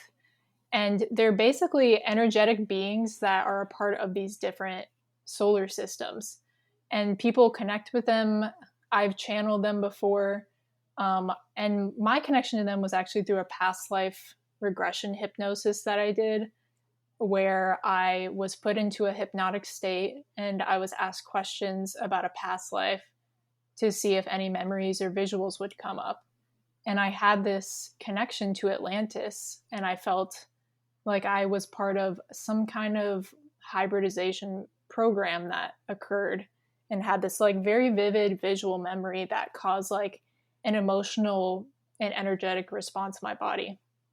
So after that experience happened, I wasn't really into it, and then that happened, and I was like, like, I think I'm going to research this and see if there is something to all of this. And I started learning, and I'd never heard of the hybrid thing before, and I started learning that many people who have past lives in Atlantis remember being a part of this hybrid program. So basically, like, all that to say, there are energies that are existing currently and that I believe have existed in the past, and they're beings of light, and they help keep things in balance. They bring us sacred text. They, I believe, built the pyramids, and they bring us knowledge and wisdom through symbols and deities and different archetypes that we can connect with. And to me, the Pleiadians and the Lumerians and these extraterrestrial beings and light beings that exist are basically just different energies that we can connect with to help us on this journey. So I'm curious to hear though, like, which one do you feel like you connect with? Well, I, I'm a little lost on it still. I'll be honest. Palladian, the reason I would say Palladian is because that's the one that I keep hearing the most about, and I feel like energetically attached to it.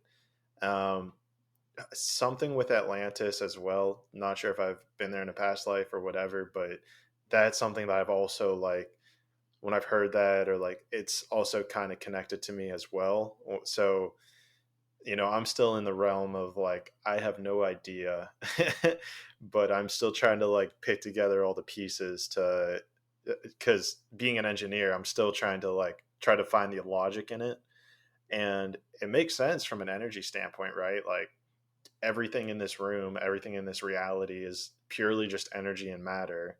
And so if, when we die, essentially our energy is leaving a material body to do something else, I guess. And, there is that energetic level to it. I honestly don't know. I also am still trying to figure out like if all these energies are surrounding us, because I've found text or let's say discussion where people think that they're just one, or like you're a star seed or you're not a star seed.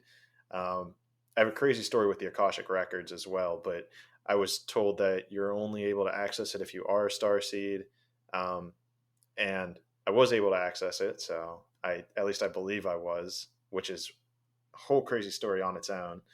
Uh, we can get into that for sure.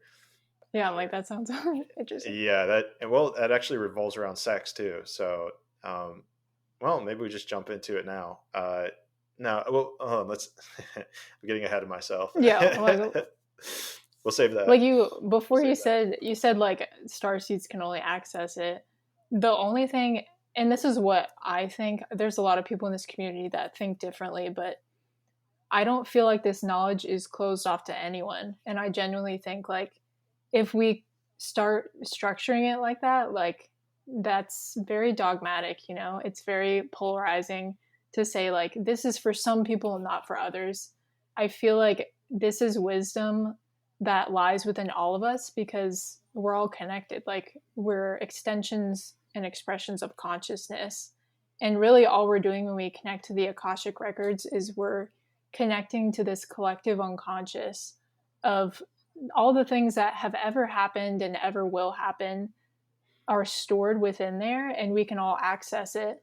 And I think the light beings and the star seeds, it's just a way for our mind to create like a physical representation of something that is beyond human language. Yeah. And I know that's like not helping you understand it, but No. so I'm cautious of attaching too much to I'm a Pleiadian or I'm a this, because again, those are identities that the ego wants to attach to. So I Right. see it more as like this is an energy, and it's fun too to like connect with these different energies, and it helps us understand ourselves better. But I would just say be cautious of attaching another label to yourself because your ego loves stuff like that. Right. It And makes us feel like we're more. it's not always most helpful. Yeah. Exactly. Yeah. Well, and I'm glad to hear you say that, because that's kind of how I started approaching this, was like, okay, well, we are right, like, let me back that up a little bit. We are the universe, like, experiencing itself. So based on that fundamental principle, everyone should be able to access the Akashic Records. Everyone should be able to, obviously working through trauma and all that, and blockage and yada yada yada. But if one person is able to do something in this reality, everyone should be able to, whether that's astro traveling, accessing the Akashic Records, doing all these things. And so I guess I found a little bit of a hiccup whenever I started hearing people say, oh, well, only these people can do that, or only certain people can be telepathic, or only certain people, you know what I mean? Like, I guess I believe that there's probably talents and you need to train these and practice these, and that's certainly a part of it. But the fundamental thing being is that, like, if one person can do it, then everybody can. It's not like, oh, well, you're a Palladian starseed, so you're able to access the Akashic Records and no one else can, because that alone feels like it creates like this mental block and shuts off a part of you from the universe as a whole. Yeah, and I think humility is something the greatest teachers are so humble, and they will admit to you that anybody can be their teacher. They don't put themselves on Right. a pedestal. Buddha didn't put himself on a pedestal, like he even learned from his own enemies. So I think just keeping yourself in that mindset of like, yes, you probably had multiple lives, and I think you're able to access that information and the truth of who you are a little bit more quickly when you've had multiple lives, but it definitely doesn't mean that you are in the VIP section of spiritual awakening. You know what I mean? Like Yeah. Every, anybody can learn from each other. It's not really, we think of it as this like ladder to the top, and I think it's just more complex than that. right. It's a little bit more, yeah, it's a little bit more like we all have the same abilities, but maybe we're just at like a different stage in each ability per se. It's kind of like everyone's your teacher in a way, but you're also like their teacher in a way. Like, just systematically, like software engineering, let's say, like I went to school for that, and I'm assuming you didn't. I'm just guessing, but like that's in a, yeah, no. And so, but uh, I mean, good for you, I think. But point being is, it's like, there's something I'm better at than you, but that also means that there's something you're better at than me. And I have a feeling that this is a way that we kind of get away from this in like the present society, where we tend to put other people on pedestals because they're like our idealized form in some way, and thus giving away our power in some regard to what we are actually the best at in the universe. Exactly. I mean, even just this idea that you can never become enlightened because this other person achieved it, but it's beyond you. I just Right. I don't subscribe to that because we all came from the same source of energy or whatever you want to call it, God or universe. And so Right. we all have the same potentials, and we're just experiencing reality through a different body and through a different like subconscious mind, and to judge one as better or worse than the other is kind of silly because they're just different expressions and forms of the same source consciousness. It takes us back into like that polarity of things in the 3D realm when you do something like that. And I think what you, Exactly. And the 3D realm is kind of, that's where we're living now. And if people want to explore these different kinds of consciousness and lucid dreaming and manifesting, like those things exist in the 12th, 15th, 16th dimension. And polarity is third dimension. So we've got to evolve beyond that. and it's the second time you brought up lucid dreaming, so I gotta make a comment on it. That's something that I've been trying to cultivate more frequently at night. Um, so first of all, lucid dreaming is the act of becoming aware that you're in a dream and then being able to, let's say, manipulate or do whatever your imagination wants to do in this dream space. So with that being out of the way, um, have you what's your history like with lucid dreaming? I started lucid dreaming when I was young and just spontaneously, and didn't know what it was, and then Okay. watched Inception like many people do. And I was like, whoa, this is amazing. And I started researching, like, is this a real thing that you can do?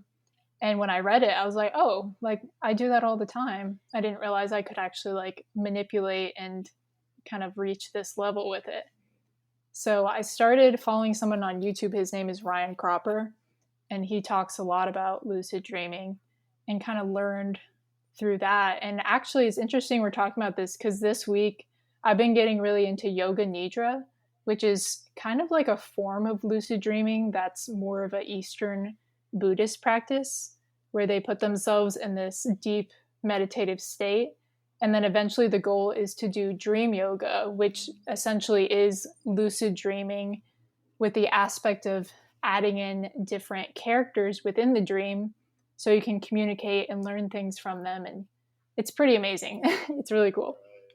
So I'm kind of Right. getting into that more. And just last night, I actually had like a pretty interesting lucid dream that was not super intense, but it's cool that as I'm learning more about it, it's kind of naturally just happening again. So yeah, I'm excited to talk about it. But That's what's awesome. kind of your experience with lucid dreaming? Um, yeah, so the first time was probably in college, but I never knew about it, never heard about it. And I remember like I was driving in a car and I like came to the realization I was like, all right, why am I with these people and why are we in this car? Like this doesn't make sense. And then I had like this recollection that I was dreaming. And so then I like remember being able to like spawn or like create like a ramp in front of the car and like got it to fly. And then it like very slowly like kind of floated back down. And so then I created like another ramp and took it off that.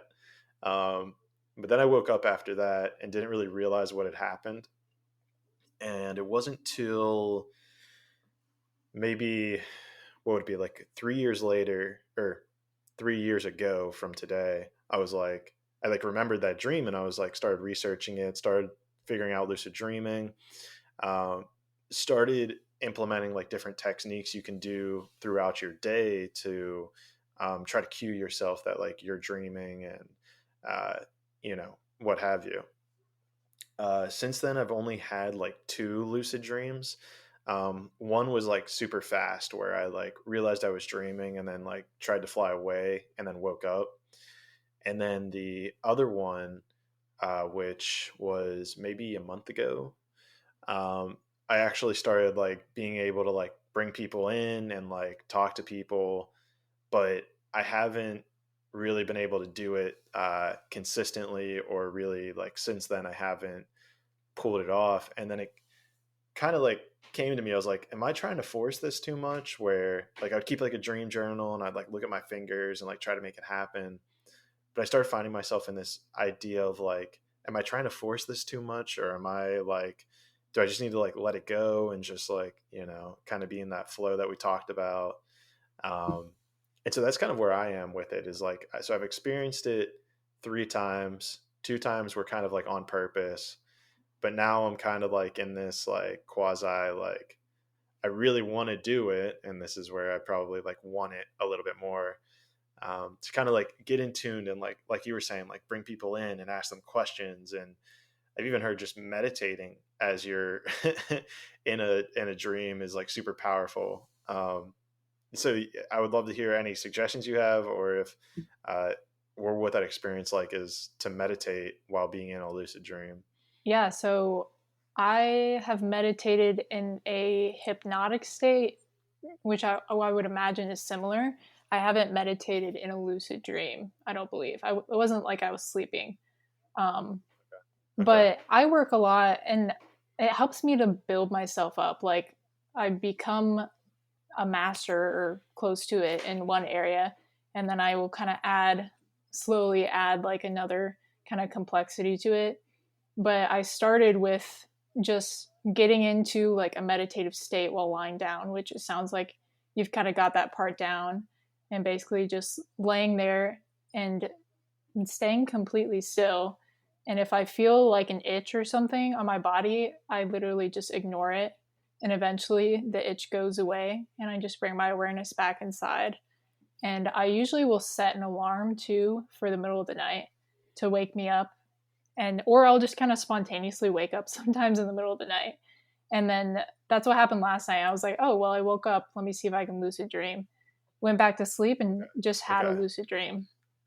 So waking up in the middle of the Uh, night basically kind of gets you out of that hypnotic state that you were in deep sleep, but you're still in between waking and sleeping. So you're already kind of in that state. So you just kind of let yourself go back into the dream, but you're still awake. So that's super helpful. And as far as like meditating in a dream, like there are yogi masters who've been doing this for 20 plus years who can't even do that. So I think it's oh like, really? Oh oh really? yeah, like that's I've heard of people who've been doing this for 20 years who started doing that, and he was like it was so intense. He felt like his whole body was vibrating and like he was going to like jump out of his body, and he was like I stopped. So I Jesus. haven't reached that level yet. I feel like that's something I would definitely be interested in doing one day, but I take it one step at a time. Right now I'm trying to implement, like if I become aware in a dream, I'll take that opportunity to tell myself things that I want to believe in my subconscious. Like for example, I'll tell myself like Right. you are confident and you're healthy and you don't want to eat sugar, Christmas cookies. You don't like Christmas cookies. They're Yeah. disgusting. Like I'm basically like planting little thoughts and ideas in my head. And as I do that, I find that the lucidity in the dream becomes like easier because Okay. I'm like allowing myself to heal those parts and kind of introducing a positive intention. And it seems to kind of work out well. Yeah. Do you like set any intentions before you go to bed with it? Like tonight I want a lucid dream and I'll think about this, or do you kind of just go to bed and just whatever happens happens?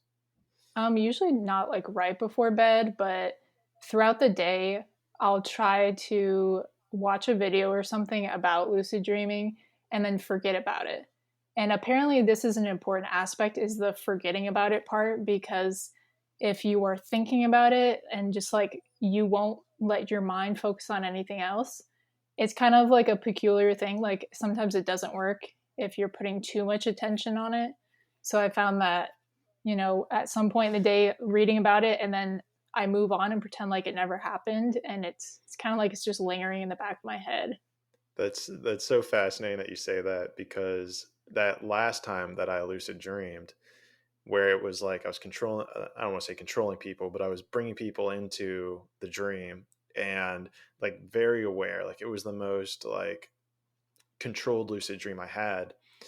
I had listened to a podcast earlier in that day that was talking about lucid dreaming, and then I didn't like do any of the other practices I normally do about lucid dreaming, like checking my fingers or writing in my dream journal before bed.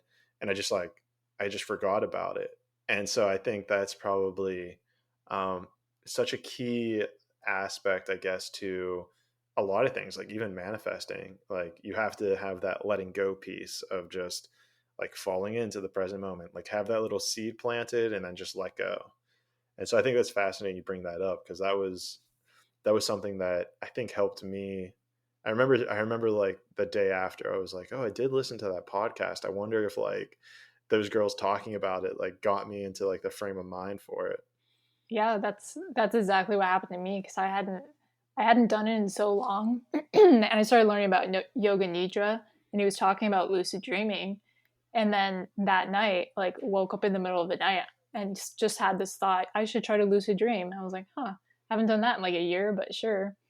So yeah, Yeah. it's like the universe or whatever this consciousness is, it wants us to release our attachment before it kind of gifts us with the experience because everybody wants to have that cool inception BR type Right. experience, but it's like find the balance, like release your attachment to it and go in with a pure intention and it will come to you. Yeah, it's so and that's I think that's a very strong point of where I think I am in my kind of like spiritual awareness is that finding that balance between how much effort I should be putting towards something, how much mental energy I should be putting towards, financial goals, YouTube goals, lucid dreaming goals, and then how much of it I just need to like let go and just fall into the present moment, whatever that entails. Yeah, it's definitely difficult. I find the balance every day because Yeah. I think you can you can feel yourself when you're getting too attached to something because it's almost like the minute something shifts and it's like it might not be what you thought it was going to be, you start to have like a panic.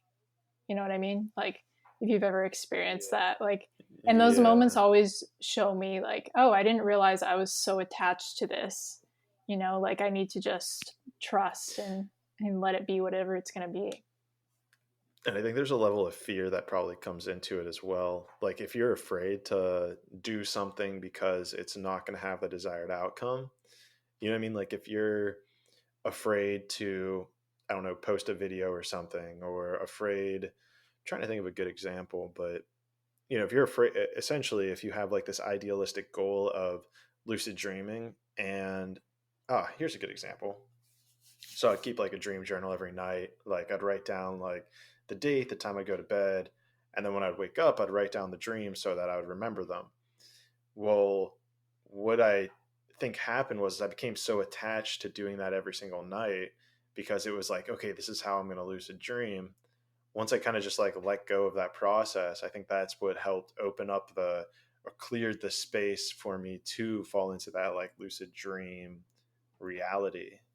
Yeah, because I think people feel like they want the steps. Like that's a big thing now. Is like, tell me how to do it. Tell me the steps of how I can do it, and that kind Hmm. of pulls us away from our intuition and our nature. Which, like I said, like I was lucid dreaming when I was like 7 years old. Like this is an intuitive thing that we all have within us, and I think sometimes when we attach to I've got to do this and I've got to, make sure I'm laying down like this. I have to wake up at 3 a.m. Like, if you're doing those steps every single time, it's almost like hindering you in a way. Right. You're becoming too much of a machine and not in that flow of the And it's universe. also like just trust your own instinct because this is a state of consciousness that anyone's mind is capable of going into.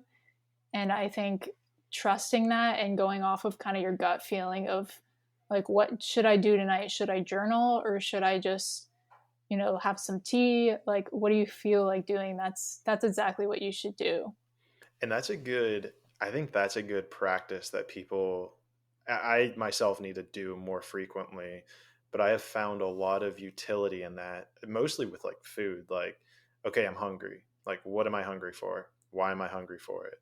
Am I actually thirsty? Do I want, like, what sounds good to me? But if you can do that, I think with like majority of aspects of your life, I feel like it's just going to have this huge, undertaking of just like rectifying and becoming more energized, becoming more present with that flow of things. And I think it's very meditative in a sense, right? Because you have to kind of feel into your body. And it's reminding me of a video I think I saw that you did. And you briefly, what was it? It was like 5 ways to sharpen your intuition. But the way you started it out is you talked about the difference between, I think it was intuition and your ego. Like, is it your, maybe I'm quoting that wrong. That was it, where it was like your intuition. How do you know you're following your intuition versus your ego? And so I thought that was like a really fascinating thing to point out. I was like, yeah, like that's, you know, a super powerful thing for you to come in tuned with, right? Like, how can you even level up, let's say, your intuition if you're acting from a place of your ego? It's like, oh, well, you're trying to feed your ego with these tips for intuition. And meanwhile, you're not even um, helping the correct thing. Yeah, you're kind of missing the point. You know what I mean? And I Yeah. think that that happens a lot with, people seeking out these like spiritual experiences, but they're not even tuning into themselves. And I see it happening a lot with social media. We have a lot of really great information, and there's a lot of people who want to guide you and teach you, but sometimes we forget, like, there's a teacher inside of you and there's a guide already inside of you.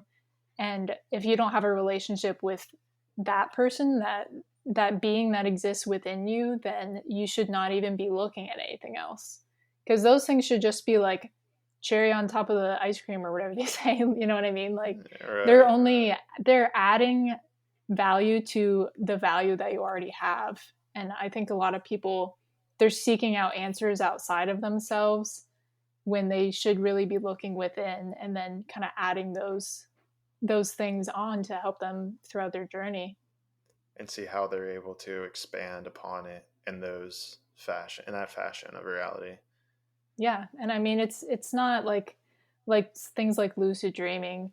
That's not necessarily a goal or something you should be like trying to attain. It's a fun Right. experience to have, but anything in life can teach you the same lessons that lucid dreaming can.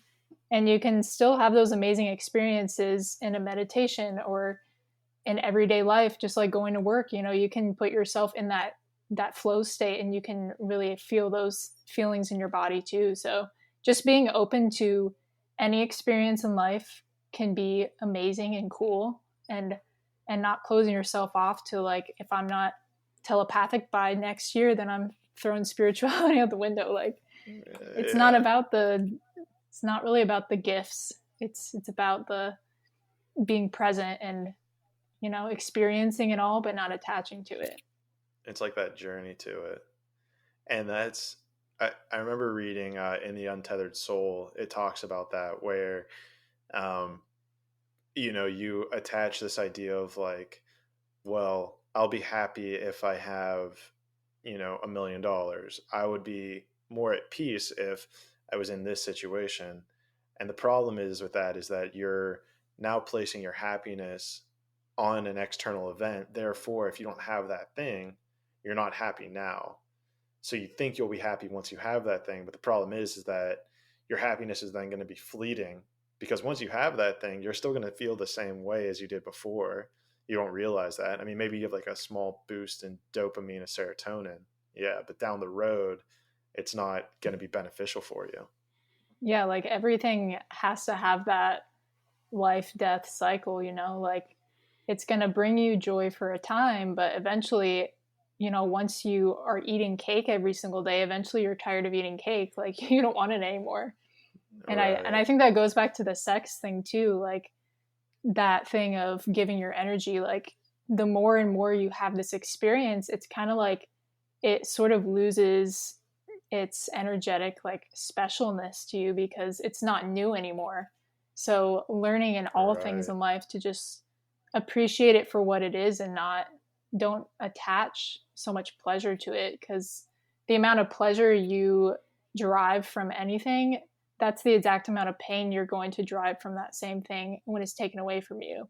So finding that balance of, I'm not going to cling to this. It's like holding a bowl. Like, if you're trying to hold this bowl and not break it, but you're squeezing it so tight, like you're going to smash it. Got to have that balance. Yeah. And that's, I think that's also a really fascinating point that you bring up, is that, if you place that much joy on something, the polarity of that is also exposed to you, because then if you place all the joy in it, then you're placing all the grief in it as well. and thus giving away your ability to transcend either one of those energies.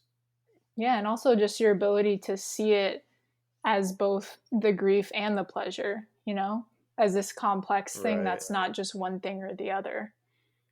Yeah. And yeah, my mind's going to the Akashic Records, and because I want to get your opinion on what, because I have a hard time describing it, and of course we can get to my story at a certain point, but I'm curious how you would describe like this unified uh, this library, let's call it. Yeah, just how I would describe. Well, library is a good way of describing it, I feel like. And to me, it's all the information that has ever existed across any dimension of time and beyond time. So basically, like all the knowledge and wisdom of the past and the present and the future, I think is held within this Akashic sort of library, or the records, some people call them. And I feel like what you're tapping into when you access this is this universal, like Carl Jung calls it, the collective unconscious. It's these memories that we all hold. It's this understanding of those symbols that we were talking about. Like we all have a deep understanding of the symbolism of life around us, and we're not consciously aware of it in our day to day lives. And when we access the Akashic records, it's like we suddenly have this understanding of sacred geometry, and we suddenly see sort of the symbiotic relationship between all these sacred texts and symbols throughout the universe. So it kind of just weaves everything together. And so it's essentially just our like library of everything, being able to describe how creation occurred. And so then, if there is this library that we all have access to, do you have a way that you access it? Are you how often have you like read the Akashic records, or like what's your experience with it? Yeah, so you can access it through many ways, and I've accessed it, I mean, just on a regular basis through downloads of information that come to me, and sometimes that comes to me as like a sharp ringing in my ear, and then suddenly this like epiphany type of knowing kind of comes to me, and it can come in the form of like a thought, or I'll feel like I need to write something down, and it's usually something, when you like I don't know if I can say this on here, but when you're smoking weed or Say it. whatever, and you have some crazy thought, and you're like, oh, I got to write that down. Like it's kind of like that, but the thought that comes to Yeah. me is something super profound that I know didn't come from Natalie. You know what I mean? Like there's no way I could have thought that thought. And so it comes to me as that, and it Yeah. also it's come to me during psychedelic trips before, for sure, where I've accessed information, I've asked questions, um, in a state of hypnosis. When I did my past life regression, that was accessing the Akashic records. So things like that, when you shift yourself into different states of consciousness, I think it's easier to access it because basically your ego conscious mind is kind of sitting on the back burner, and you're able to access this kind of super conscious mind that's beyond your waking consciousness. Right. It's almost like you're transcending this like physical world into the whatever's going on outside of it almost. Yeah, Yeah. into the ether. Into the And I feel ether. like the library is just, our mind understands things in human language, and it's a great visual because you can imagine, a library that's full of books, and you can choose from those books to learn information. So I feel like that's just a way of us to represent it. I don't think it's literally a library. I think it's just Right. it manifests to a lot of people as a library. I think it's, and to bridge the gap on that, I guess the way I would describe it is, we're trying to explain something just purely of energy in our three-dimensional realm because it's the only type of perception that we have. And so if you're going to describe something that has knowledge of everything that's ever happened, the best representation that we have on this 3D realm would be a library, right? With books and, you know, like like a ceiling. You know, it has multiple layers to it. It's this all-knowing, you know, knowledgeable thing, and this is something you've probably seen throughout like movies or stories. If you're ever going somewhere and you need to get knowledge or you need to know more, you go to a library. It's just like the place that has every answer that we have conceptualized in this 3D realm. But if we're going to be speaking at a higher plane, you're going to need to be able to access a library in order to get all the information you're looking for. Yeah, exactly. And I think it's Yeah. a powerful visualization tool, which, like our human mind loves visualization. That's why a lot of people use visualization meditations. Therapists are starting to incorporate different visuals to help people access different traumas.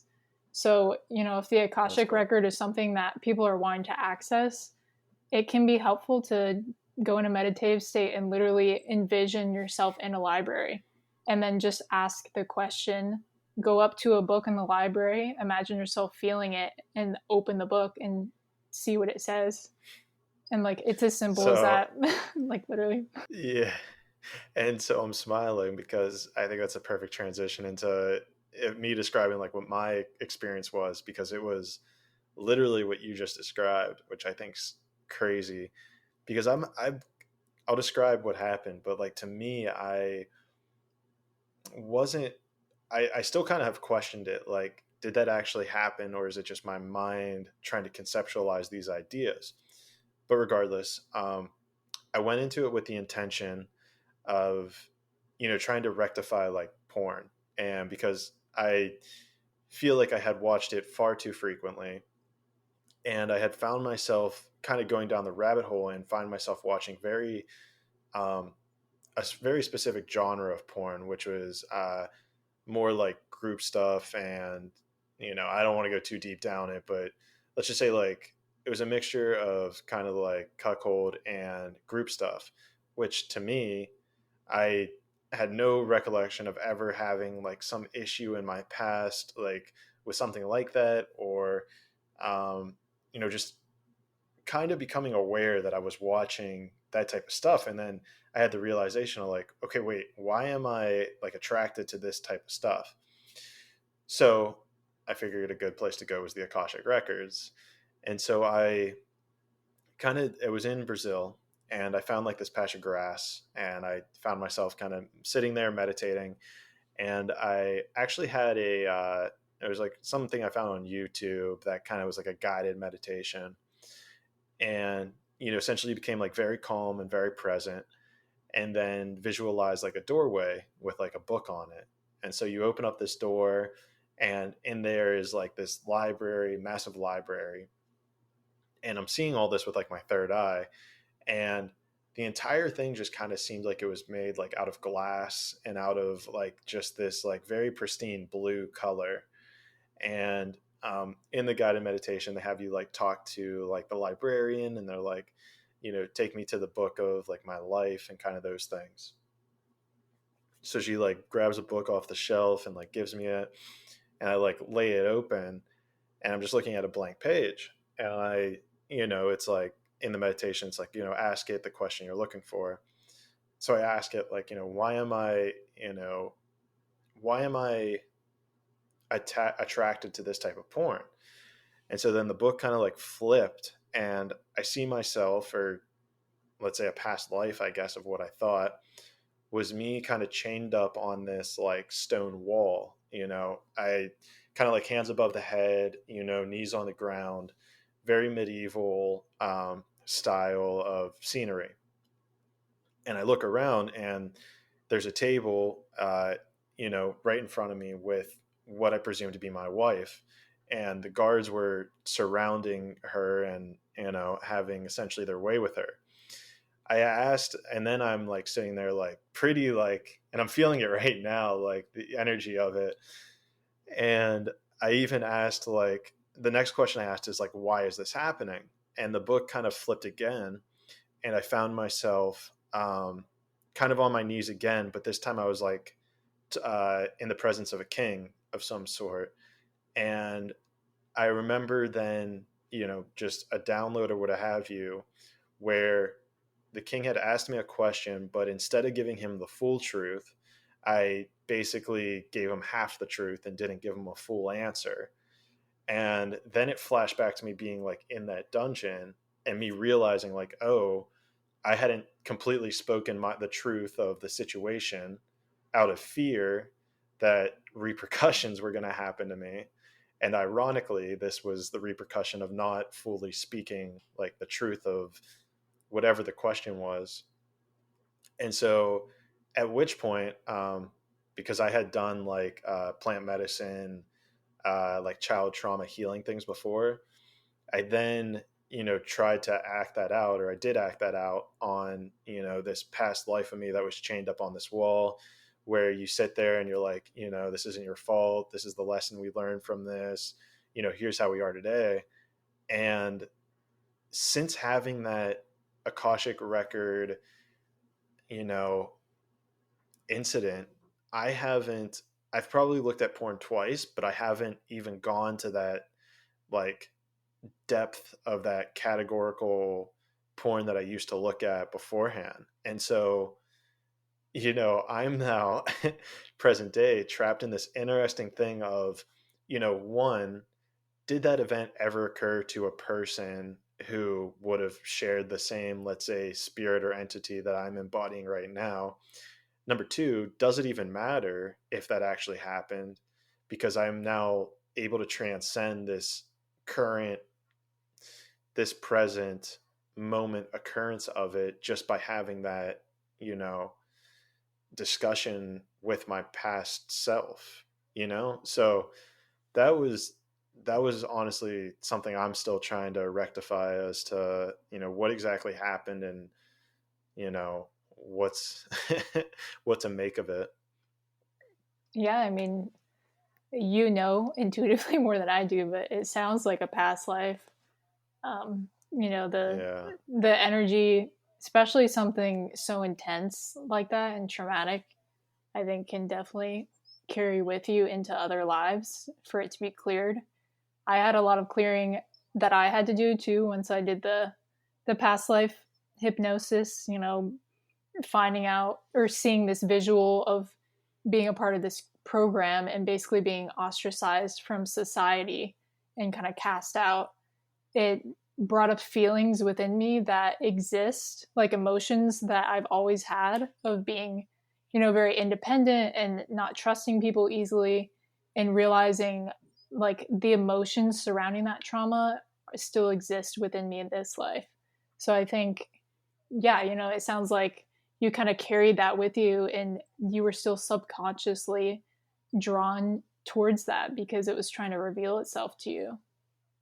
But And so it's, then, yeah, go ahead. go ahead. I I was was just gonna gonna say, say so like it's with pretty amazing. Sorry, I said it's okay. or Now getting you that go ahead. lag. Yep. uh, well, I was just gonna ask you, like, with your reconciliation or with your discovery of this, was it when you accessed your own Akashic records, or how did you kind of fall into that understanding of that's how your life was playing out from this past life occurrence? So the past life was actually a different experience of accessing that. I had a very similar experience to what you had when I was younger, probably Okay. about 13, where I was laying on the ground trying to lucid dream because I was a weird kid and I was just laying there and had this like vivid realization of going into this like library, like you said, this huge library, very like fairy tale like, and again asking a question and going up to a book and opening it, and what it showed me was beyond past life. It was more so like showing me, I don't know if we want to get super into this topic, but it was showing me basically that the religion that I was following is not what I think it is, and that it has a more complex meaning and a deeper symbolism to it.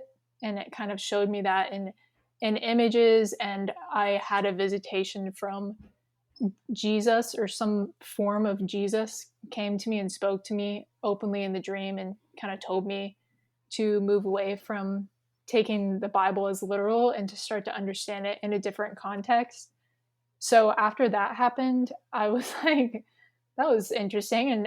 And I remember Googling like visiting a library in a dream, spiritual, and I was like trying to find if other people had experienced this. And then I found this thing called the Akashic Records, and that kind of just set me on this deep dive into spirituality and, learning more about my own consciousness. That's crazy. It I mean, was, that's pretty yeah, cool too. Yeah. it Do you is remember cool like that. what's What'd you go say? ahead? Is that it? Oh, we did so well, Natalie. I know, like, I know. And now we're just We're synchronized. excited to talk over each other. Yeah, What sorry. no, it's all good. It's all a part of the what is it called? The show of it all. So what was like, do you remember like what like symbols you were shown, or was it kind of just like this, you saw a symbol and just like intuitively knew what it meant?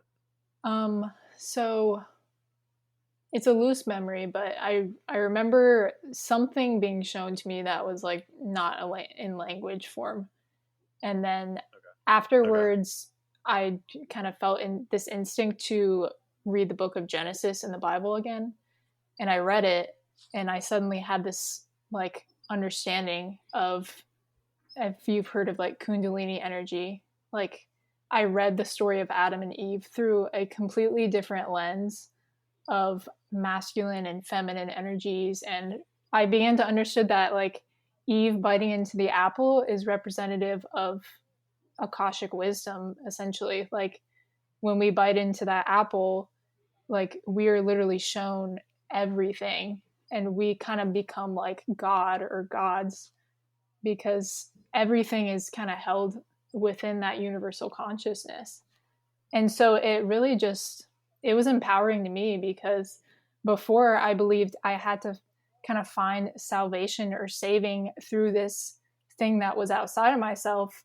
And then when I saw the Bible in this context, I was like, the wisdom is sitting right there, it's the apple on the tree, and it's just my job now to take it down and bite into it and kind of explore this Right. whole other world. So yeah, it was empowering to And feel like that wisdom lies within me, because I mean, I had just accessed it through meditating. I had been given this huge epiphany, and I didn't have to go to a religious center or have a pope, share the information with me. Like I was able to just find it within myself. right, and I think there's something there where if you had gone to a pope to find this, you would have been giving away a sense of your power in a sense, because like this person showed you the light. It's like, no, you had to figure it out for yourself, which is almost the crux of the empowerment. And now I'm starting to create a parallel in my mind with this whole like school and the way we're kind of told that we should go and work for so many years and then you get out of it and then you retire. Now, if that was just handed to me on a silver platter when I was 5 years old, then there's almost a level of like I would have never had the power to be able to figure that out on my own. Things like the debt that they gave us, and so it's like that figuring it out on your own is almost where that it shows you the depths of that power. Wow. And I guess you can kind of almost transcend that and place that on anything you want, whether it's you're trying to send a rocket to the moon or you're trying to figure out why you're viewing a certain type of porn. It's like the answers to all those questions and all of life questions are within inside you. Yeah, and like your answer your answer was like within your experience too, in that, because I feel like there were so many different complexities within that of being able to like access that inside the Akashic library, but also it made you question like, where did this thought come from? And just when you said that, Right. when you asked yourself like, why am I attracted to this type of porn, like that moment of self inquiry, I feel like so many people don't even have that at all. Like, they're just Right. doing things kind of blindly and sort of in a hypnotic state, and they don't even realize like it's not coming from a conscious place, it's coming from something subconscious or even from a past life. So the fact that you're able to like self inquire, that's the beginning of all realization, really. Oh yeah, I give myself a pat on the back every day for you know finding these little these little things, and it comes back to what we were talking about earlier with how do you identify? Like, what are you identifying with? Are you identifying with the fact that you're a man? It's like, through this whole past, like, through this whole spiritual enlightenment thing, it's like, I'm sure I was a female at some point in my life or in some point of my, let's say, reincarnation of whatever you want to call it. And so, it's like, can you even really identify as a man? It's like, and then that is such like even just and maybe that's even so far down the bedrock, right? If we go back up to the top, it's like you normally will identify with like your job or your spouse or your hobbies, and it's like as you transcend down that, you get to the root of like man or whatever age you are, or even something as silly as your name. It's like that's not even really who you are. It's like, who are you? Oh, it's like, I'm Clayton. It's like that. Even just in that like sentence right there, it's like true, but it's not at the same time. Yeah, like I mean, really, our names are just sounds to identify us. Like ultimately, I mean, and that's the whole thing Yeah. of an existential crisis. I think some people fear that if they go down this path, they're like, I'm going to lose it. How am I? I'm going to lose touch with reality. But it's like reality is built by you. Like the way you perceive things and how you feel about certain things shapes the way you experience reality. And I think that's kind of Right. the lesson you could take from it. Is like you don't have to dissolve how you feel about everything, because those things are still going to exist, but just being aware, like what you did, like why am I attracted to this? Why did I decide that I wanted to be a doctor instead of a lawyer or whatever? Just that Hmm. self inquiry, I think, makes life interesting, and honestly makes you think more deeply about life too. Right. You find like deeper truths almost. And you bring up a good point, is that people sometimes don't really want to challenge their existence as it is because it's not easy, but I don't know. The easy things never seem to be the most fulfilling either. So it's quite the catch 22. Yeah, I think people will always choose the journey. Like, I mean, and it's in our DNA. Like, we've evolved and survived like so many crazy things. Like, humans should not be where they are today. We are not even the strongest animal, No. but somehow we're here. And it's because, like, we love the struggle, we love going through the journey. And I think that's an important part of our consciousness that we shouldn't try to fight. Like, it's a part of our DNA. Yeah, I think that's a super powerful way to wrap this up. Just on like that's the crux of all this, right? How long have we been going at this? Oh man, geez, that didn't even feel like 2 hours. Had some really Uh, good talks, definitely. yeah, I feel like we're just scratching the surface of this too. We'll definitely have to bring you on, Natalie, for some more in the future. But before that, do you want to like share anything with people? Like encourage people to do stuff. If you have any advertising you want to do, Yeah, for sure. I'll definitely drop some of your links down below as well. That'd be awesome. So don't worry about like spelling stuff out. Yeah. So take the floor. Yeah, so if you guys are interested, you can check me out on YouTube, Sex Skin Spirit, and my website is sexskinspirit.com. So you can book like a free 30-minute consultation with me if you want to talk about anything you're going through or start kind of working on some of that energetic healing I was talking about. And yeah, I just encourage you guys, just know that this wisdom is within you and you don't need any of this extra stuff. Like you've got it. You are already God in disguise. Yeah. So yeah, thank you so Yeah. much. It's really no. I appreciate you coming on. We'll definitely stay in touch and bring you on for a future episode at some point. Get catch up and have all that fun. But Natalie, thanks for being here, guys. If you enjoyed this conversation, go follow Natalie on some of her other channels. She's got a pretty cool YouTube where she dives into this stuff even deeper. If you're listening on Apple or now even Spotify, leave us a review. I'd love to know what you guys think. If you have any questions about stuff, I'm still at the good size where I can still review all that stuff. So feel free to let me know how I'm doing. Other than that, I'll see you guys in the next podcast, and let's grow together.